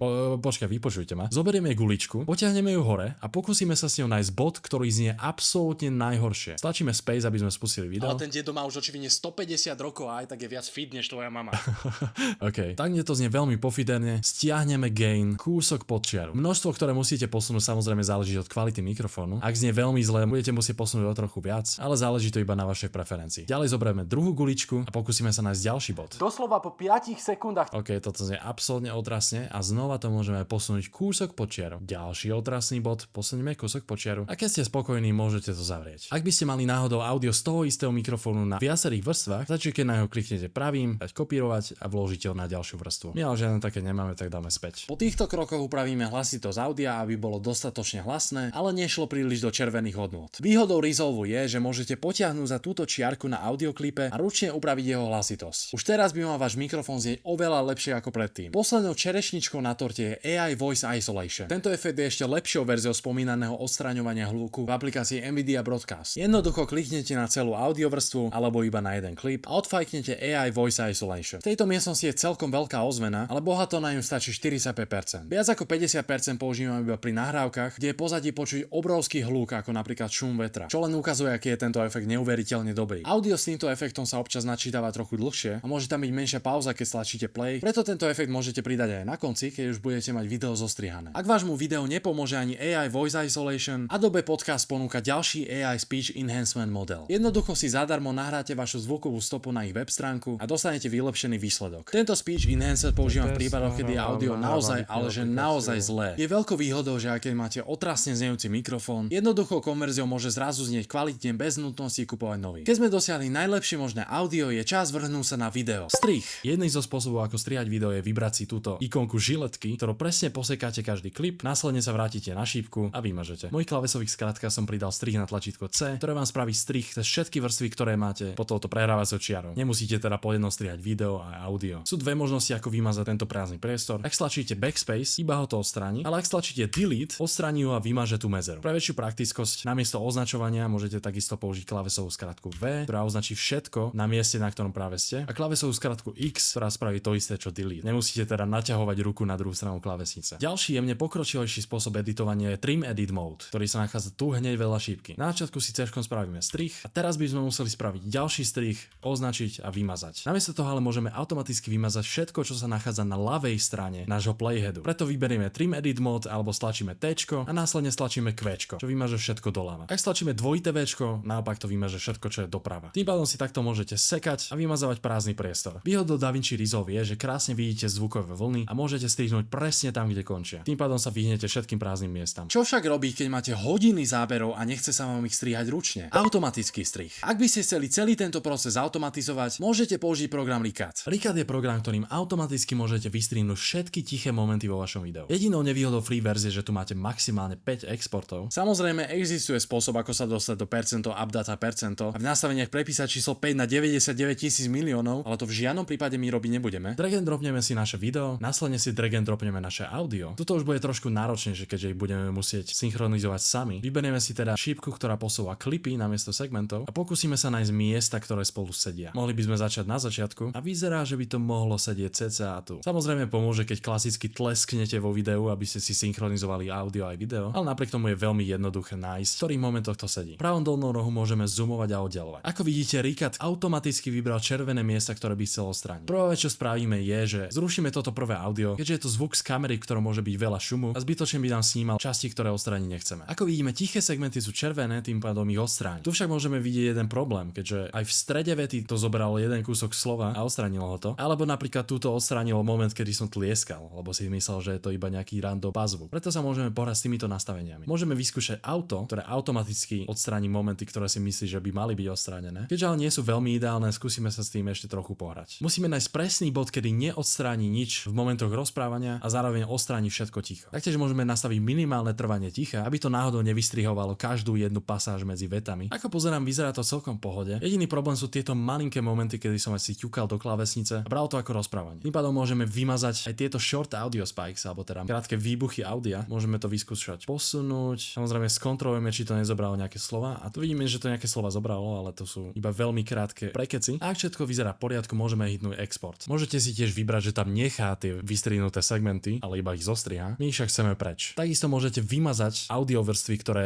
nie sú označené. My ich však takisto chceme ponechať. Následne si vyberiete, do akého programu chcete túto timeline importovať. Ja si vyberiem DaVinci Resolve XML a klikneme na export. Výhodou je, že výsledkom nie je videosúbor, ale timeline, ktorú môžeme importovať do hociakého programu na strihanie videí. Klikneme pravým tlačítkom na Media Pool, vyberieme Timelines, vyberieme Importovať a klikneme na tento pofidérny dlhý zoznam, kde je aj naša timeline, ktorá je súbor XML. Vyberieme súbor a počkáme. Čím dlhšie vaše video je, tým dlhšie to môže trvať. Keďže trvá dlho reálne urobiť tie strihy, ktoré spravil Rikat, tu si môžeme znova zvoliť rozlíšenie, ja si ho trochu upravím a môžeme dať OK. Ak sa chcete vyhnúť tomu, aby vaše importy trvali takto dlho, môžete nahrávať v kratších segmentoch. Napríklad nahráte hodinu, potom nahrávanie zastavíte a znova ho spustíte na ďalšiu hodinu. Zasa mi okolo 3 hodín, aspoň z mojich skúseností, bývajú tak extrémne, že to počítač ledva utiahne. Takže je určite lepšie dávať na to pozor. Ako vidíte, máme tu už zostrihanú celú timeline. Keďže sa mi nechce znova označiť videá a hrajkať sa so zoomom, môžeme ísť na našu predchádzajúcu timeline, označiť si náš predchádzajúci klip, dať Ctrl+C, ale namiesto toho, aby sme dali Ctrl+V, si označíme daný klip, klikneme pravým a dáme Paste Attributes, alebo takisto môžeme použiť skrátku Alt+V a týmto vlastne vložíme vlastnosti toho pôvodného videa na druhé video. My chceme skopírovať zoom a pozíciu. Ak by ste chceli kopírovať aj efekty, môžete dať plugins a Fusion Effects, takisto je to orezanie, alebo napríklad hlasitosť zvuku. Nám však stačí toto. Dáme Apply. A ako vidíte, automaticky sme nakopírovali zoom z pôvodného videa. Keďže video je už posekané na malé kúsky, môžeme proces spraviť so všetkými. Môžete si ale všimnúť, že tu máme nejako veľa audiovrstiev. To je kvôli tomu, že Rikat nevie pracovať so stereo audiom a vždy ho rozdelí na mono audio. Môžete to vidieť tuto dole, bude tam jeden alebo dva. Čiže jeden zvuk v strede alebo dva zvuky, jeden v pravom slúchadku, druhý v ľavom. Ak ich chceme vrátiť do pôvodného stavu, označíme si klipy, klikneme pravým, pôjdeme do Clip Attributes, Audio a namiesto mono vyberieme stereo. Do stereo vyberieme kanál 1 a kanál 2. Ak by ste nahrávali viacero audio vrstiev, môžete vybrať viacero stéreí, vybrať kanál 1, 2, 3, 4 a podobne. Kanály 1 a 2 sú vlastne ekvivalent audio vrstvy 1. 3 a 4 by boli ekvivalent audio vrstvy 2 a podobne. Dáme OK. Táto hlavná vrstva je už tým pádom stereo, čiže môžeme kliknúť pravým Change Track Type to Stereo. Druhá je tým pádom nepotrebná, môžeme ju vymazať. Keďže nám ale pri označení označí aj všetky ostatné, môžeme vypnúť Link Selection, to znamená, že bude označovať iba jednu vec, napríklad iba video alebo iba jedno z audio vrstiev, označíme a vymažeme. Alebo tiež pri selektovaní môžete stlačiť Alt a tým pádom vyberiete iba jednu vrstvu namiesto obidvoch. V našom prípade je to ale absolútne zbytočné, keďže toto bolo audio z kamery a môžeme ho mutenúť. Keďže v tejto novej timeline nemáme svoje zvukové efekty, označíme všetko Ctrl A, stlačíme Ctrl X a vložíme to na našu novú timeline s Ctrl V. Editing a trimming. Čo nám teraz zostáva je zo všetkých týchto vied vybrať tie, ktoré boli povedané správne a použijeme ich vo finálnom videu. Ak máte vybraté klipy, ktoré chcete vo videu použiť, odporúčam skontrolovať, či náhodou nemáte takéto prázdne miesta bez akéhokoľvek rozprávania. Jednoducho T-čkom alebo klikom sem prepnúť trim mode a Q-čkom doľava a dvojitým V-čkom doprava porezať klip, aby tam bolo iba vaše rozprávanie. Dramaticky to zlepší pacing vášho videa, ktoré bude pôsobiť oveľa profesionálnejšie a nebude pre diváka také zdĺhavé. Samozrejme dávajte pozor, aby ste náhodou neusekli aj kúsok vety, pretože vtedy paradoxne môžete spôsobiť, že to vaše video nebude príjemné na pozeranie. Stačí sa teda riadiť prázdnymi miestami. Je samozrejme dôležité ponechať nejaké prírodzené pauzy, ktoré by ste reálne mali v konverzácii, aby tie vety neboli doslova prelínané cez seba. Ďalší protip je označovať si klipy farbou. Kliknete na klip, pôjdete do Clip Color a vyberiete si nejakú farbu, napríklad olivovú. V mojich klávesových skratkách som pridal farby na čísla klávesnice, tým pádom je to oveľa jednoduchšie než klikať za každým pravým tlačítkom. Najväčšia výhoda takéhoto označovania je, že si môžete jednoducho označiť napríklad rôzne uhly kamery, zazumované budú vždy modré, žltým napríklad môžete označiť facecam niekde v rohu, zeleným označiť klip, na ktorý potom pridáte nejaký efekt a podobne. Extrémne to zvýši prehľadnosť vašej timeline a uľahčí vám to editovanie. Ak chceme označiť iba žlté klipy, pôjdeme hore do timeline, select clips with color a vyberieme žltú. Nechceme však nič robiť s audiom, preto uzamkneme tieto vrstvy, stlačíme Alt, čo znamená, že budeme duplikovať a presunieme na ďalšiu vrstvu. Taktiež ak používate viacero uhlov kamery, môžete si napríklad nakopírovať celú vrstvu videí na druhý track, celú túto vrstvu zazoomovať, D-čkom ich všetky deaktivovať a keď budete potrebovať zoom, jednoducho aktivujete ten horný zazumovaný layer. Efekty. Pre najlepšie zachytenie pozornosti diváka by na obrazovke každú 1 až 3 sekundy malo dôjsť k nejakej zmene. Samozrejme netreba ísť do extrémov a pridať 20 výbuchov každú sekundu. Na obzvláštnenie videa vám pokojne stačí pohyb kamery, zoom, strih, animácia, text alebo iný vizuálny prvok. V tejto časti sa pozrieme na najrôznejšie vizuálne efekty. Od jednoduchých zoomov a facecamov až po AI efekty ako Magic Mask. Neskôr sa pozrieme aj na textové efekty ako napríklad automatické titulky v slovenčine alebo audio efekty ako AI klonovanie hlasu. Ako prvé na paneli efektov vidíme video a audio prechody. Tie môžete použiť na začiatok klipu, koniec klipu alebo medzi dva klipy. V Generators nájdete užitočné veci ako pozadia, gradienty, jednoduchú farbu, ak chcete napríklad pozadie podtext, alebo aj kreatívnejšie veci ako napríklad oblaky zo Simpsonovcov. V efektoch a open efektoch nájdete nespočetné množstvo užitočných efektov. Najlepšie z nich, ktoré vyzdvihnem, sú napríklad rozmazanie, osobne preferujem lens blur, ďalej camera shake, ktorým viete video urobiť trochu menej statické. Aj dáte na adjustment clip jemný pohyb, vyzerá to ako keby sa kamera trochu hojdala a bola v pohybe, namiesto obyčajného statického záberu. Keď skombinujete camera shake a drop shadow, ktorý pridáva tieň, môžete vytvoriť takýto krásne animovaný obrázok, prípadne text, ktorý vyzerá oveľa krajšie, než keby ste ho tam len tak capli. Treba si ale dať pozor, kde to použijete, pretože nie vždy to vyzerá prirodzene. Ďalej je tu napríklad Film Look Creator, ktorý dá vášmu videu zaujímavú cinematic estetiku bez nutnosti komplikovaného color gradingu. Je tu tiež beauty filter, ktorý vám vyhladí vrásky. V Inspektore môžete stabilizovať roztrasené video, čo mimochodom funguje oveľa lepšie ako v Premiere Pro. Ďalej tu môžete video zrýchliť alebo spomaliť. Pri spomalení v retime and scaling môžete použiť optical flow, čo video zjemní, aby nevyzeralo zasekane. A takisto môžete použiť AI Superscale, ktorý vám upscaluje rozpixelované zábery. Keďže ľudské oko prirodzene priťahujú tváre, ideálnym spôsobom ako udržať pozornosť diváka je okrem hlavného obsahu zakomponovať aj facecam, alebo teda malý výrez, v ktorom budete rozprávať na kameru. Facecam v rohu videa vytvoríme pridaním efektu DVE. Vyhľadáme ho teda v sekcii efekty a potiahneme na klip. Takýto podivný facecam sa nám samozrejme nepáči, preto prejdeme do Inspektora, do sekcie efekty a môžeme sa s ním trochu pohrať. Vieme ho posunúť viacej do rohu, vieme ho orezať na požadovanú veľkosť, povedzme 0,5. Vieme dokonca zmeniť orámovanie a takisto jeho veľkosť. Výhoda použitia efektu DVE je, že môžete jednak meniť pozíciu tohto facecamu, ale keď prejdete znova do sekcie video, môžete separátne ovplyvňovať zoom a pozíciu videa v ňom. Takže ak by ste náhodou neboli v strede, môžete to veľmi jednoducho opraviť. Ak zmeníte corner radius na jednotku, viete si z toho spraviť kruh. A ak chcete pridať animáciu, môžete si vybrať jednu z video transitions. Ja používam push cca na 9 frameov, ak máte 60 fps použite 18 frameov. Vidíme, že sa nám tam posunula z nesprávnej strany, takže namiesto push left vyberieme push right a už ide správnym smerom. Takisto môžeme pridať motion blur, aby to nevyzeralo tak príliš ostro. Ak chcete tento istý facecam efekt prekopírovať aj na ďalšie klipy, iba kliknete na ten, čo ste spravili, dáte Ctrl+C, označíte si všetky ostatné, kliknete Alt+V a označíte Fusion FX. A ako vidíte, všetky klipy majú rovnaký facecam. V prípade, že pod facecam dávate klipy, ktoré máte na druhej timeline, môžete si ju zavrieť a kliknúť na túto ikonku, ktorá vám pridá ďalšiu timeline pod vašu hlavnú. Následne upravíte, aby vám sedela veľkosť a môžete jednoducho kopírovať klipy z dola hore. Jeden z najlepších spôsobov, ako zvýšiť dynamiku videa, je pridať do neho viac pohybu. Môžete na to napríklad použiť zoom. Na začiatok klipu pridáte keyframey v zoomu aj pozície. Šipkou dole sa posunieme na koniec klipu, ale keďže tu nám už ukazuje začiatok druhého, posunieme sa šipkou doľava o jeden frame späť. A na konci klipu jednoducho posunieme zoom a pozíciu. Tým pádom sme vytvorili pohyblivý zoom. Jednoduchší spôsob, ako to spraviť, je využiť funkciu Dynamic Zoom. Jednoducho začiarkneme Dynamic Zoom. Keďže defaultne to odzoomováva preč od nášho cieľa, môžeme stlačiť swap a tým pádom to bude zazoomovávať na náš cieľ. Ak pôjdeme sem a zapneme si Dynamic Zoom, uvidíme, že automaticky zoomuje do stredu. Ak je však náš objekt, v tomto prípade moja tvár, trochu vyššie ako v strede, môžeme sa dotknúť tohto červeného štvorčeka a posunúť ho trochu vyššie. Ak chceme, aby ten zoom bol extrémnejší, môžeme ten obdĺžnik zmenšiť, odklikneme toto a zazoomujeme brutálne extrémne. Ja však odporúčam ponechať ten pôvodný a iba si ho trošku zdvihneme. Nech ide na moju tvár a nie na môj krk. Dynamický zoom však funguje iba na jeden klip. Preto ak chceme zazoomovať napríklad na všetky tieto 3 klipy, kedy začiatok bude odzoomovaný a koniec bude absolútne zazoomovaný, môžeme si vyhľadať adjustment klip, teda prázdny klip, na ktorom nič nie je, a dynamic zoom dať na ňo. Znova ho vymeníme, trošku upravíme finálnu pozíciu a ako vidíme, zoomuje cez všetky 3 klipy. DaVinci Resolve tiež podporuje možnosť stiahnuť si pluginy na rôzne efekty. Napríklad Magic Zoom od Mr. Alex Tech. Stačí, že zadáte e-mail, stiahnete si ho, vykliknete na súbor a nainštaluje sa. Tento špeciálny zoom môžeme pridať na adjustment clip. Ja mám adjustment clip medzi favoritmi. Každý jeden efekt si môžete označiť touto hviezdičkou, aby ste k nemu mali následne rýchly prístup. Posunieme si adjustment clip. V efektoch nájdeme Magic Toolkit alebo názov vášho efektu, ktorý ste stiahli, a jednoducho ho presunieme. Tento zoom má mnoho šikovných možností, ktoré môžete upraviť. Jednak tu máte typ zoomu, nastavený na in and out. To znamená, že najprv zazoomuje do klipu a na konci odzoomuje von. Ak by sme chceli iba do klipu, dáme in only, prípadne out only. Ja to nechám na in and out. Posuniem X a Y, aby to zoomovalo na moju tvár. Trošku upravím množstvo a takisto dĺžku zoomu. Výsledkom je extrémne plynulý zoom. Keď tento adjustment klip posuniete, automaticky sa posunie aj koncová animácia. V DaVinci Resolve dokážete robiť aj veľmi komplexné efekty ako napríklad tento. Ako som spomínal, podstránka Fusion je v podstate ekvivalent After Effects. Nie som kvalifikovaný, aby som vám vysvetlil, ako s ním pracovať, ale keď si na YouTube vyhľadáte konkrétny efekt, ktorý chcete spraviť, určite nájdete tutoriál. AI Magic Mask je funkcia, ktorá vám umožní automaticky orezať akýkoľvek objekt vo videu, bez toho, aby ste ho museli orezávať ručne alebo natáčať na green screene. Stačí prejsť na Color Page, kliknúť na ikonku Magic Mask a ponovo iba kliknúť na objekt, ktorý chcete orezať. Občas budete musieť kliknúť viackrát, aby pochopilo, čo chcete vybrať. Kliknutím na túto ikonku uvidíte, akú masku vlastne vyberáte. Následne kliknete na Tracking a DaVinci Resolve automaticky oreže každý frame na našom videu. Samozrejme, čím dlhší klip, tým dlhšie to bude trvať. Teraz môžeme pridať hociaký efekt iba na tento jeden objekt, alebo pravým klikom pridať alpha output, potiahnuť k nemu z modrého štvorčeka čiaru, čo náš objekt doreže. Dajte pozor na to, že ak budete takýto klip strihať alebo inak upravovať, vaša maska sa rozbije a budete ju musieť na novo trackovať. Pokiaľ máte video s tradičným green screenom, môžete použiť efekt 3D keyer. Iba ho potiahnete na klip, na prehrávači vyberiete Open FX Overlay, aby ste mohli následne kliknúť na zelenú farbu, ktorá sa automaticky odstráni. Môžete sa pohrať s týmito 4 tipmi a vybrať ten, čo funguje najlepšie pre váš klip. Takisto môžete precíznejšie nastaviť všetky aspekty tohto efektu a tiež pridať Despill, ktorý vám odstráni prebytočnú zelenú farbu. Môže sa stať, že po posunutí na kraji vášho klipu bude takáto tmavá čiara, ktorá im nejde orezať. Lifehackom je okrem orezania kropu pridať aj softness, ktorý tmavú čiaru odstráni. Jednou z najnovších funkcií v DaVinci Resolve je AI Multicam Smart Switch. Bože, tieto názvy. Ak nahrávate podcast alebo rozhovor s viacerými kamerami, umelá inteligencia automaticky prestrihne na záber osoby, ktorá práve rozpráva. Hlavnou výhodou je, že sa nepozerá iba na audio vlny, ale reálne sleduje, ktorá osoba na videu otvára ústa. Svojimi viacerými zábermi vytvoríte Multicam Edit Mode, kde následne kliknete na AI Multicam Smart Switch, ktorý všetky strihy urobí za vás. Text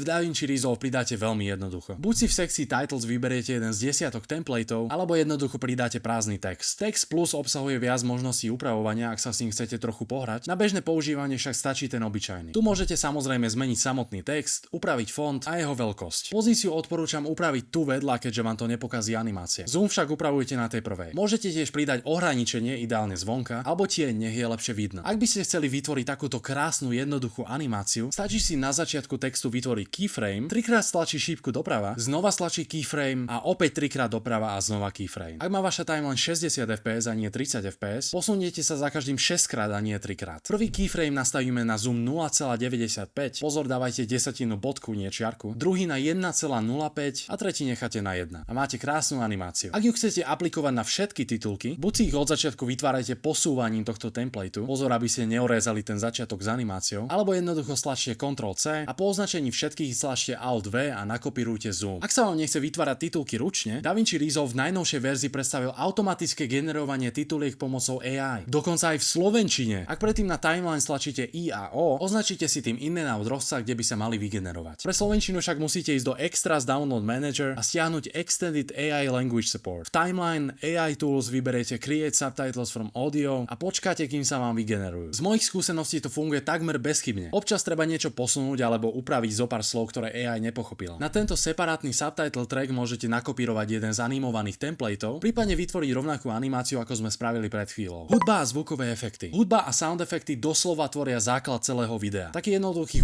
hneď zlepší profesionálnosť animácie či prechodu a možno si ho ani nevšimnete. Hudba zároveň stanoví emóciu celého videa. Je to seriózne edukačné video, komediálne a vtipné video, alebo extrémne temné a akčné video. Je mnoho zdrojov, odkiaľ môžete získať hudbu a sound efekty. Prvým je YouTube knižnica, kde sú až podozrivo kvalitné skladby, ktoré si môžete stiahnuť kompletne zadarmo. Klasikou je tiež vyhľadať do YouTube žáner, ktorý chcete, napríklad jazz music a pridať no copyright. Ak v popise videa nevidíte takéto YouTubeom vygenerované informácie o skladbe, znamená to, že naozaj žiaden copyright nemá a môžete ju použiť. Ak to samozrejme autor vyslovene nezakazuje. Existujú tiež platené stránky ako napríklad Epidemic Sound, kde si za mesačné predplatné môžete stiahnuť a použiť akúkoľvek skladbu alebo sound effect z ich obrovskej knižnice a priamo tým podporíte interpretov. Pokiaľ vám nevadí, že z videa nebudete môcť zarábať, môžete použiť aj populárnu hudbu s copyrightom. Ak editujete video do rytmu hudby, DaVinci Resolve pridal nový AI Beat Detector. Doslova stačí pravým kliknúť na pesničku, vybrať Show Music Beats a počkaj, kým vám to vyznačí presné momenty, do ktorých môžete strihať. Ďalšou novou funkciou je AI Music Retimer. Ak je napríklad vaša hudba príliš krátka alebo príliš dlhá, jednoducho prejdete na Audio tab v Inspektore a pri AI Music Editore buď zadáte presnú dĺžku, alebo vyberiete Live Trim. Následne len hudbu posuniete do takej dĺžky, aká vám vyhovuje a umelá inteligencia ju automaticky načasuje bez toho, aby ju len škaredo posekala. DaVinci Resolve takisto ponovom môžete jednoduchším spôsobom nahrávať voiceover, ak chcete k danému videu niečo dopovedať alebo zábery okomentovať. Ďalšou novinkou je checkerboarding. Ak sú vo vašej nahrávke dve osoby, ale jedna napríklad rozpráva tichšie, viete si pomocou AI automaticky rozdeliť audio podľa toho, kto rozpráva. Stačí prejsť do Fairlight, pravým kliknúť na audio a vybrať checkerboard to new tracks. Následne môžete každý hlas upravovať samostatne. Jedna z najzaujímavejších nových funkcií je AI Audio Assistant. V teórii by mal analyzovať vašu timeline, automaticky určiť, čo je dialog, čo je hudba a čo sound efekty a profesionálne ich namixovať. Z mojich skúseností to však nefunguje veľmi ideálne. Hudbu mi to dalo tak nahlas, že ma reálne nebolo počuť. Ak by ste to ale chceli skúsiť, duplikujte si svoju timeline, pretože zmeny, ktoré to spraví, už tak ľahko nevrátíte naspäť. Následne v timeline AI Tools vyberiete Audio Assistant. Dostávame sa k jednému z najzaujímavejších využití umelej inteligencie, a to klonovaniu hlasu. Existuje množstvo stránok a programov, ktoré viete využiť na naklonovanie vlastného hlasu, alebo tiež zmenu hlasu na hlas niekoho iného. Najznámejšou z nich je Eleven Labs, ktorej dokážete spraviť takmer všetko. Jedinou nevýhodou je nutnosť platiť si mesačné predplatné. Preto sa pozrieme na alternatívu, ktorá vás nebude stáť ani cent. Aplikácia Replay, link na ňu dám do popisu. V tejto aplikácii si dokážete naklonovať vlastný hlas, použiť jeden z predvolených hlasov známych postav a osobností, prípadne si stiahnuť akýkoľvek RVC hlasový model z internetu, či už na ich stránke alebo niekde inde. Samozrejme, nemali by ste používať nikoho hlas bez súhlasu. Ukážeme si, ako natrénovať vlastný hlas v sekcii Train Model. Celá operácia sa odohrá na vašom počítači, preto je nutné mať v ňom Nvidia grafickú kartu. Aspoň za to ale nič neplatíte a vaše údaje nie sú odosielané do cloudu. DaVinci Resolve som jednoducho zobral 10 minút audia z môjho mikrofónu, pri exporte zrušil možnosť exportovať video a zmenil audio na MP3. Následne toto audio nahráme do Replayu, pomenujeme si model a dáme ho trénovať. Replay píše, že 10 minút audia bude trénovať približne hodinu. Mne osobne to trvalo dlhšie, ale výsledkom je môj vlastný AI hlas. Jedinou nevýhodou tejto aplikácie je, že nevie konvertovať text na audio. Vie čisto zobrať zvuk a zmeniť na ňom hlas. Keďže väčšina textu speech programov buď nemá slovenčinu, alebo má limit znakov, po ktorom budete musieť platiť, veľmi jednoduchý lifehack je dať si váš text prečítať napríklad vo Worde, Google prekladači, alebo najlepšie zo všetkého v ChatGPT. Ten má jednoznačne najlepšie hlasové modely zo všetkých, pridáva realistické pauzy a dokonca dýchanie, aby znel viac ako človek. Zvuk z počítača si môžeme nahrať napríklad v Audacity, v audio nastaveniach vyberieme hostiteľa Windows WhatsAppy a ako mikrofón vyberieme vaše slúchadlá alebo reproduktory, aby následne nahrával to, čo by ste inak počuli. Následne nahráme výstup z ChatGPT, dáme súbor, exportovať audio do počítača, pomenujeme si ho a uložíme do ľubovoľného priečinka. Následne toto audio vložíme do Replayu, vyberieme náš alebo ľubovoľný hlasový model a dáme konvertovať audio. Vľavo sa nám zobrazí náš finálny produkt. Použitie umelej inteligencie pri klonovaní audia. Umelá inteligencia, AI,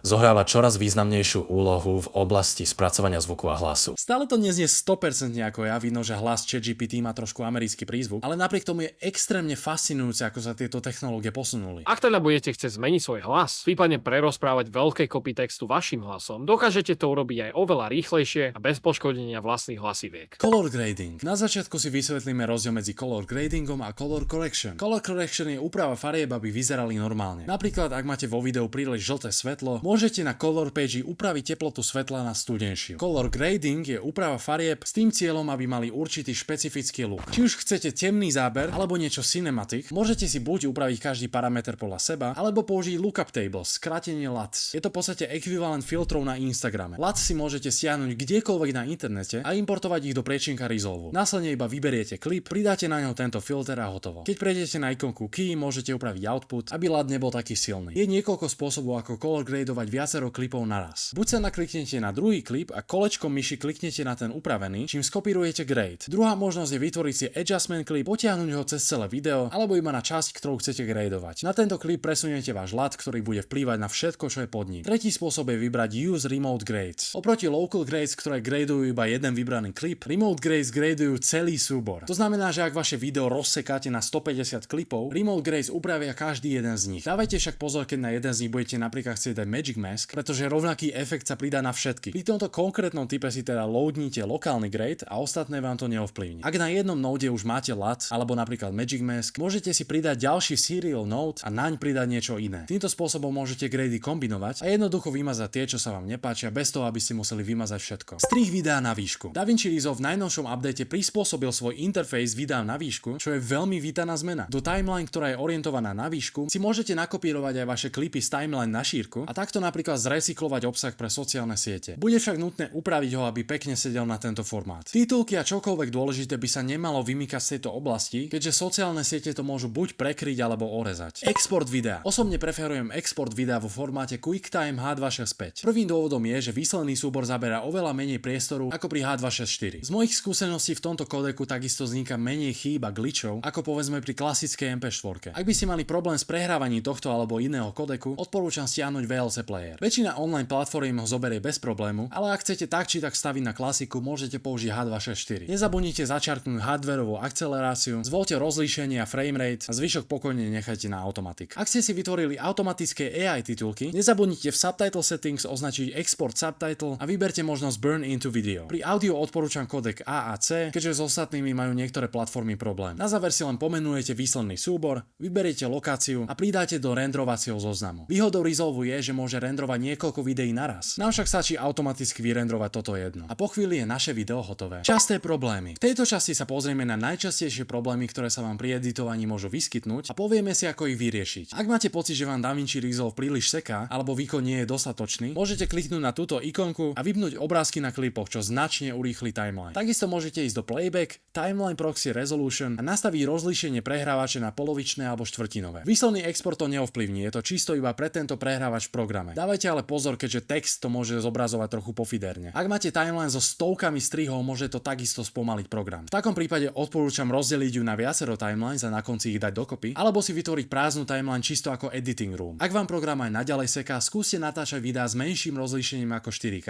Použite platenú verziu, ktorá má hardwareovú akceleráciu, prípadne bohužiaľ investujte do novšieho počítača. Aj lacnejšie novšie počítače dokážu editovať celkom slušne. Pokiaľ ale máte 12 rokov starý notebook, bohužiaľ vám inak neporadí. Ak sa vám stane, že nejaké video alebo zvuk je zrazu červené, je to zrejme kvôli tomu, že ste ho presunuli do iného priečinka a DaVinci Resolve ho nevie nájsť. Čo môžete spraviť je kliknúť na túto červenú ikonku a prehľadáte priečinok, kde by sa ten súbor asi mohol nachádzať. Keď priečinok vyberiete, DaVinci Resolve automaticky súbor nájde a vo videu ho obnoví. Ak náhodou vo videu vidíte takéto prebliky media offline, znamená to, že ten kodek je nejako poškodený. Čo funguje mne je použiť MKV Tool Nix, že program, ktorý je tú MP4 prekonvertuje na MKV. V tomto prípade z nejakého dôvodu nemáme audio, ale môžete si zobrať audio z pôvodného súboru a priložiť k nemu video z tohto prekonvertovaného. A ako vidíte, žiadne červené prebliky tam už nie sú. Kapitola 8. YouTube analytika. V tejto kapitole sa pozrieme na optimálne nastavenia pri nahrávaní videa a vysvetlíme si, ako funguje YouTube Studio. Nahranie videa. Pri nahrávaní videa sú najdôležitejšie názov, popis a miniatúra, ako sme si hovorili v kapitole 3. Pri miniatúre tiež môžete vybrať možnosť testovať a porovnať, kde vložíte 3 miniatúry a YouTube sám na základe testov rozhodne, ktorá je najlepšia. Do popisu tiež môžete pridať časové označenie, aby ste vo videu vytvorili kapitoly. Musí začínať časom 000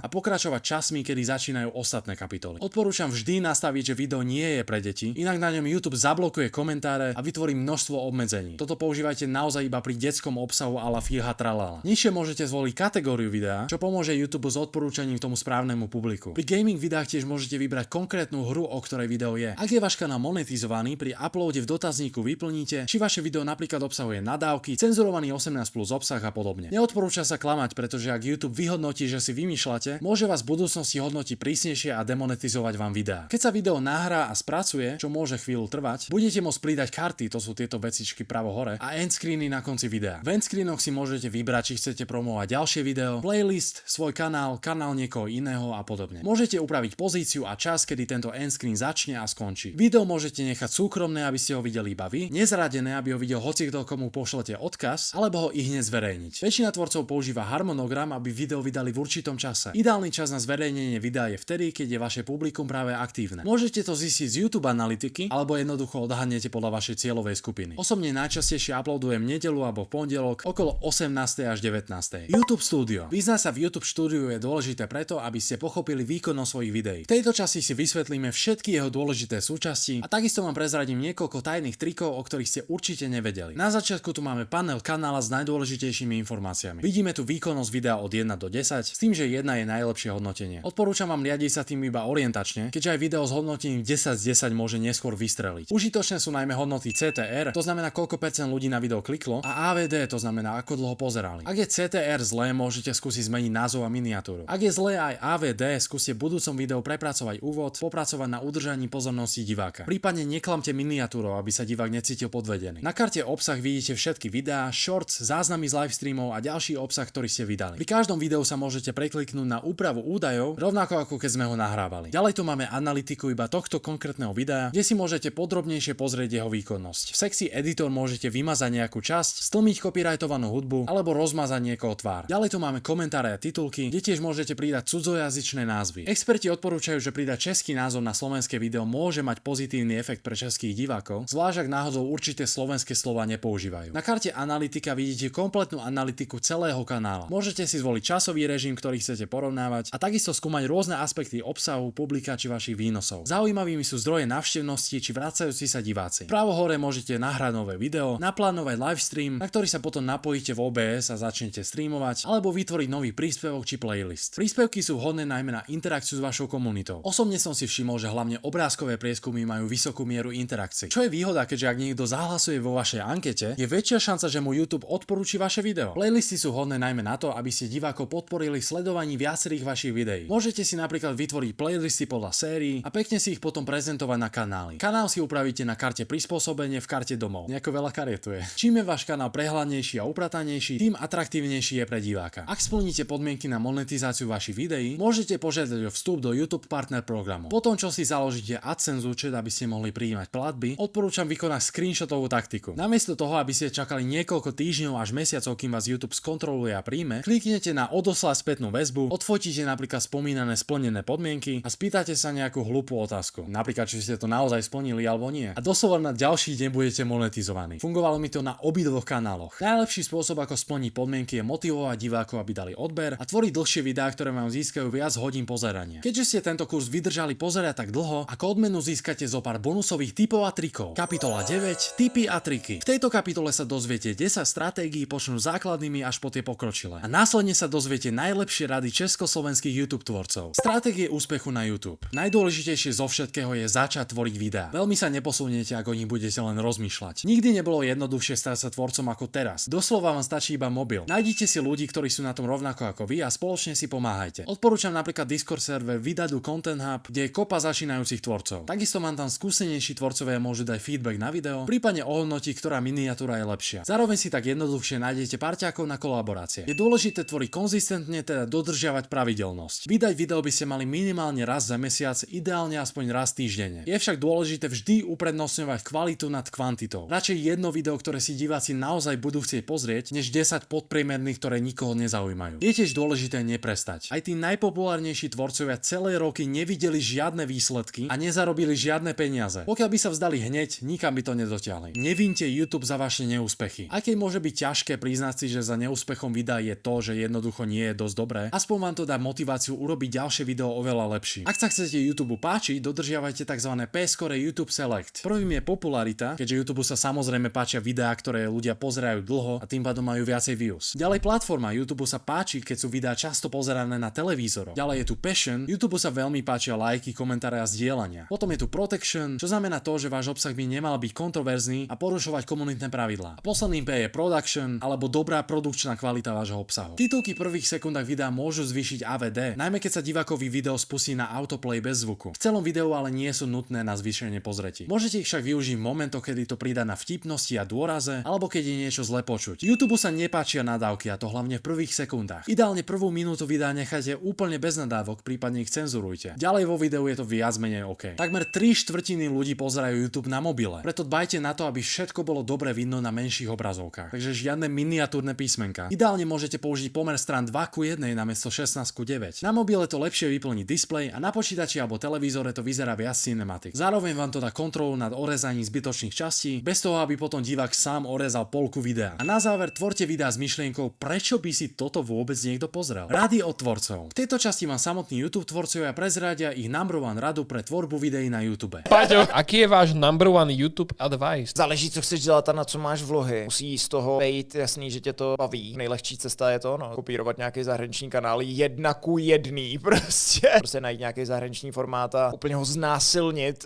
Ale keď do něho dáš to svoje srdečko, tak to bude v konečnom dôsledku dobré. Můžeš dělat jako intelektuální eseje. Môj nejaký YouTube advice by bol rob videjka, čo by si sám pozrel. A krok číslo 3, založ si korporát na na vodu, anebo vytvoř krém boule štěstí. Pokiaľ to pôsobí, že to je seamless, že to je jednoduché, že chilluješ a robíš veci, tak vtedy to robíš správne. Treba robiť primárne, čo čo chceš robiť a ne čo si myslíš, že chcú tvoji diváci. Bo vtedy to je taká trošku cesta do pekiel. Ty sa trošku keby utneš na veci, čo si myslíš, že pôjdu len preto, že to chcú vidieť ľudia. A keď ťa to nebude samotného baviť, tak to je proste cesta do pekla. Podľa mňa minimálne na YouTube najlepšia vec, čo môžeš robiť, je kolabovať s ďalšími tvorcami, lebo vtedy vznikajú najlepšie veci. Však 3/4 mojich vecí, čo sú najsledovanejšie a tak ďalej, sú väčšinou kolaby alebo podcast s niekým alebo všetko toto možné. Proste keď sa spájajú tieto komunity a tvorcovia, to je najlepšie, čo môže vznikať. Rozhodne pokračuj radšej vo videách, než aby si točil shorty, pretože hovorí, cez shorty sa rovno zostaneš tiktokerom. Že dostaneš veľmi rýchlych odberateľov, ktoré nemajú až takú veľkú hodnotu a musí sa spoliehať na algoritmus, aby ti video proste vybuchlo, nemáš proste stálu komunitu. A taktiež shorts videá zarábajú o mnoho menej než klasické videá. OG milionár Pedro napísal easy. Musíte len primárne, co je baví, co je naplňuje, co je zaujíma a pak o tom začít točiť videá. Selasi napísal, tvor veci najlepšie ako vieš. Vždy sa sústreď na proces. Ako náhle niečo zverejníš, to čo sa s tým stane už nie je v tvojich rukách, ale to ako si danú vec previedol je. Nerob veci pre peniaze, ale od srdca. A keď niečo nejde, vždy skúšaj nový prístup. Vlad aka Maťo Zedníček napísal number one, pozerať moje videá, lebo nikto ti nedá zadarmo toľko know-how ako ja. Ale reálne najviac podľa mňa pomáha, keď vidíš niečo pekné, skús to zopakovať a reálne uvidíš, čo to robí, keď posunieš svetlo trošku doprava alebo vyššie. Reálne je pár tvorcov na svete, ktorí zadarmo odovzdávajú to, čo sa za tie roky naučili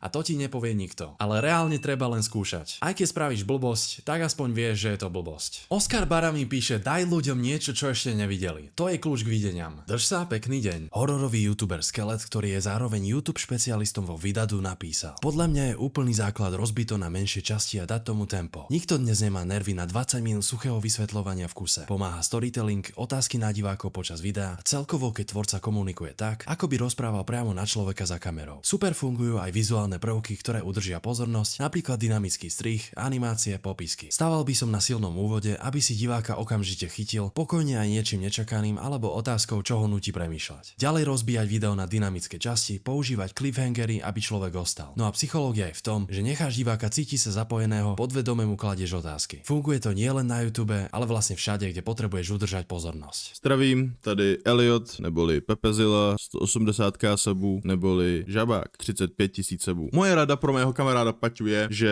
budem počítat s tím, že eventuálně vám nějaké video vybouchne, je virální a nejlepší, jak vy budete analyzovat, proč zrovna to video bouchlo, je tak, že vy budete experimentovat a zkoušet nové věci a zjišťovat, co funguje a co ne. Ukážu následně. Udělal jsem tady pár videí s takovou tou ruskou vlajkou na pozadí, pak jsem zkusil něco jiného. Zkusil jsem tady bílé pozadí, moc to nevyšlo. Zkusil jsem jiné pozadí, nabralo to docela taky v pohodě views, takže vidím, že tohle to funguje. Je důležité chápat, že nejste otrok nějakého svého nápadu, můžete se vyvíjet dál, že třeba tady mám černé pozadí a i tak to video bylo dobré. A v těchto videích jsem změnil absolutně styl editu a témata a ty videa nebouchl tak moc, jak jsem chtěl. Budu se možná bát, že to video nedopadne, no tak nedopadne. Dobrá, ale budete vědět, co funguje a co ne. Takže jsem dospěl k tomu, že ačkoliv můj content vybouch čistě na ruských influencerech, nemusím dělat jenom ruské influencery, ale musím přemýšlet o tom, jak to tak krásně zapakovat, aby ten thumbnail a title fungoval i s editem. To ode mě vše a pošlete do Nov 9 nashledanou. Však hlavne začni. Ty keď nezačneš, tak sa to nenaučíš. Človek sa najlepšie učí tým, že skúša nejakú vec a proste vidí, čo je zle, čo môže zlepšovať, postupne ak to robíš, sa zlepšuješ automaticky proste aj v tom strihu. Aj si menej hamblí pred kamerou, ako ja si pamätám úvod môjho točenia, že strašne som sa bál proste niečo hovoriť na kameru. Ty si to vlastne v konečnom dôsledku aj tak zostrihaš, ako to chceš a to video nikto neuvidí predtým, ako si ho sám zostrihaš. Takže ty sa vysklíš už len tým, že to robíš, jednak točíš a druhák strihaš. Naučiť sa strihať, to máš easy, na to máš kopec tutoriálov na internete. A čo by som odporúčal možno ešte základ je zaujať prvých asi 10 sekundách videa, proste nejaký akčný úvod, nerobiť tam zbytočné nejaké intra 20 sekundové, už som videl takých ľudí, čo v 2025 robia proste 30 sekundové intra a to proste každý vypne a potom ťa YouTube neodporúča. Plus využívať reelsy, shorty, TikToky, to je úplný základ dneska. Recyklovať tam proste tie dlhé videá a na tom vieš vyrásť oveľa rýchlejšie ako kedysi. Si ľudia hovoria, že dneska už neskoro začať, ale to je hovadina. Ja si myslím, že práve dneska YouTube jednak pušuje tých malých tvorcov, častokrát mi navrhuje na domovskej stránke takých úplne malých ľudí, čo majú 5 pozretí na videu. Točiť, čo ťa baví, to je základ. A ak zistíš, že niečo, čo ťa baví, má väčší dosah alebo viac ľudí to baví, tak sa tomu viacej venovať. Taký ten zdravý priesečník týchto dvoch vecí a to je kľúč k úspechu na YouTube.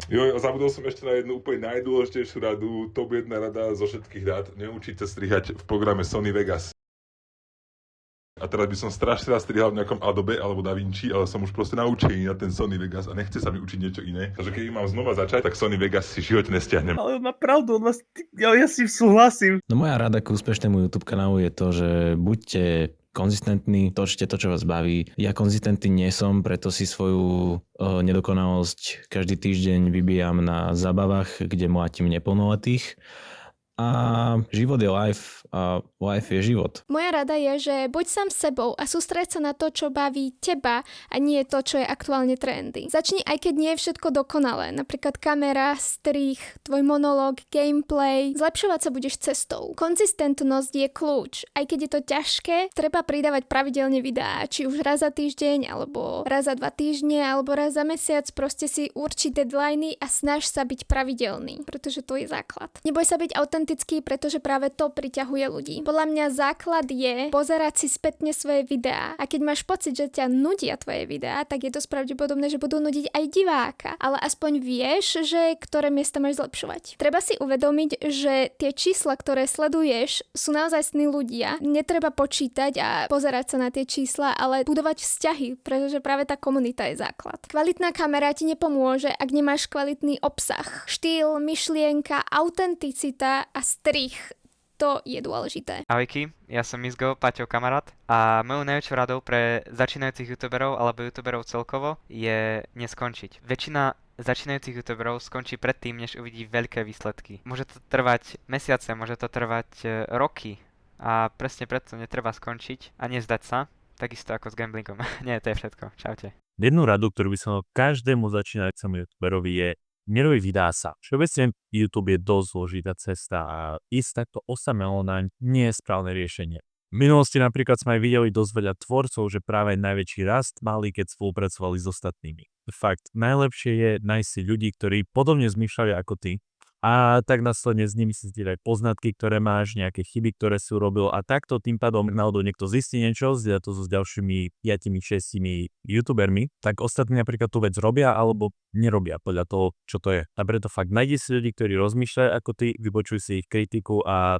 takto môžete naozaj spolu rásť. Ak ste tento kurz dopozerali až sem, je veľká šanca, že to s videotvorbou myslíte vážne. Alebo ste skipli nakoniec, to mi nenapadlo. Keby ste mali akékoľvek otázky, budem sa snažiť odpovedať na každý komentár. Budem tiež veľmi rád za akýkoľvek feedback k tomuto kurzu. Pokojne mi napíšte, či vám nejako pomohol, alebo či by ste na budúce niečo pridali. Ak by ste chceli vyriešiť konkrétny problém alebo niečo komplikovanejšie, môžete sa pridať na Discord server YouTube Grind, kde vám poradím ja osobne. Prípadne spomínaný Discord server vydadu. Za normálnych okolností by vás takýto kurz stal stovky, ak nie tisíce eur. A to si úprimne myslím, že by nepokryl všetko, čo som pokryl v tomto jednom videu. Od začiatku som plánoval spraviť ho kompletne zadarmo, aby mal k týmto vedomostiam prístup každý, komu pomôžu tvoriť. Ak by si ma však chceli podporiť, budem rád za váš odber na mojich kanáloch, prípadne zdieľanie tohto videa kamarátom alebo kolegom na Messengeri. Ak by ste ma chceli veľmi podporiť, ako správny streamer mám donate button, takže mi môžete kúpiť jedno maslo. Priamo cez YouTube mi tiež môžete poslať vďaku, alebo si napríklad zohnať takýto krásny nádherný merch, link v popise. Prajem veľa šťastia v tvorbe videí. Ponaučenie na záver. Nikdy sa nevzdávajte svojho sna.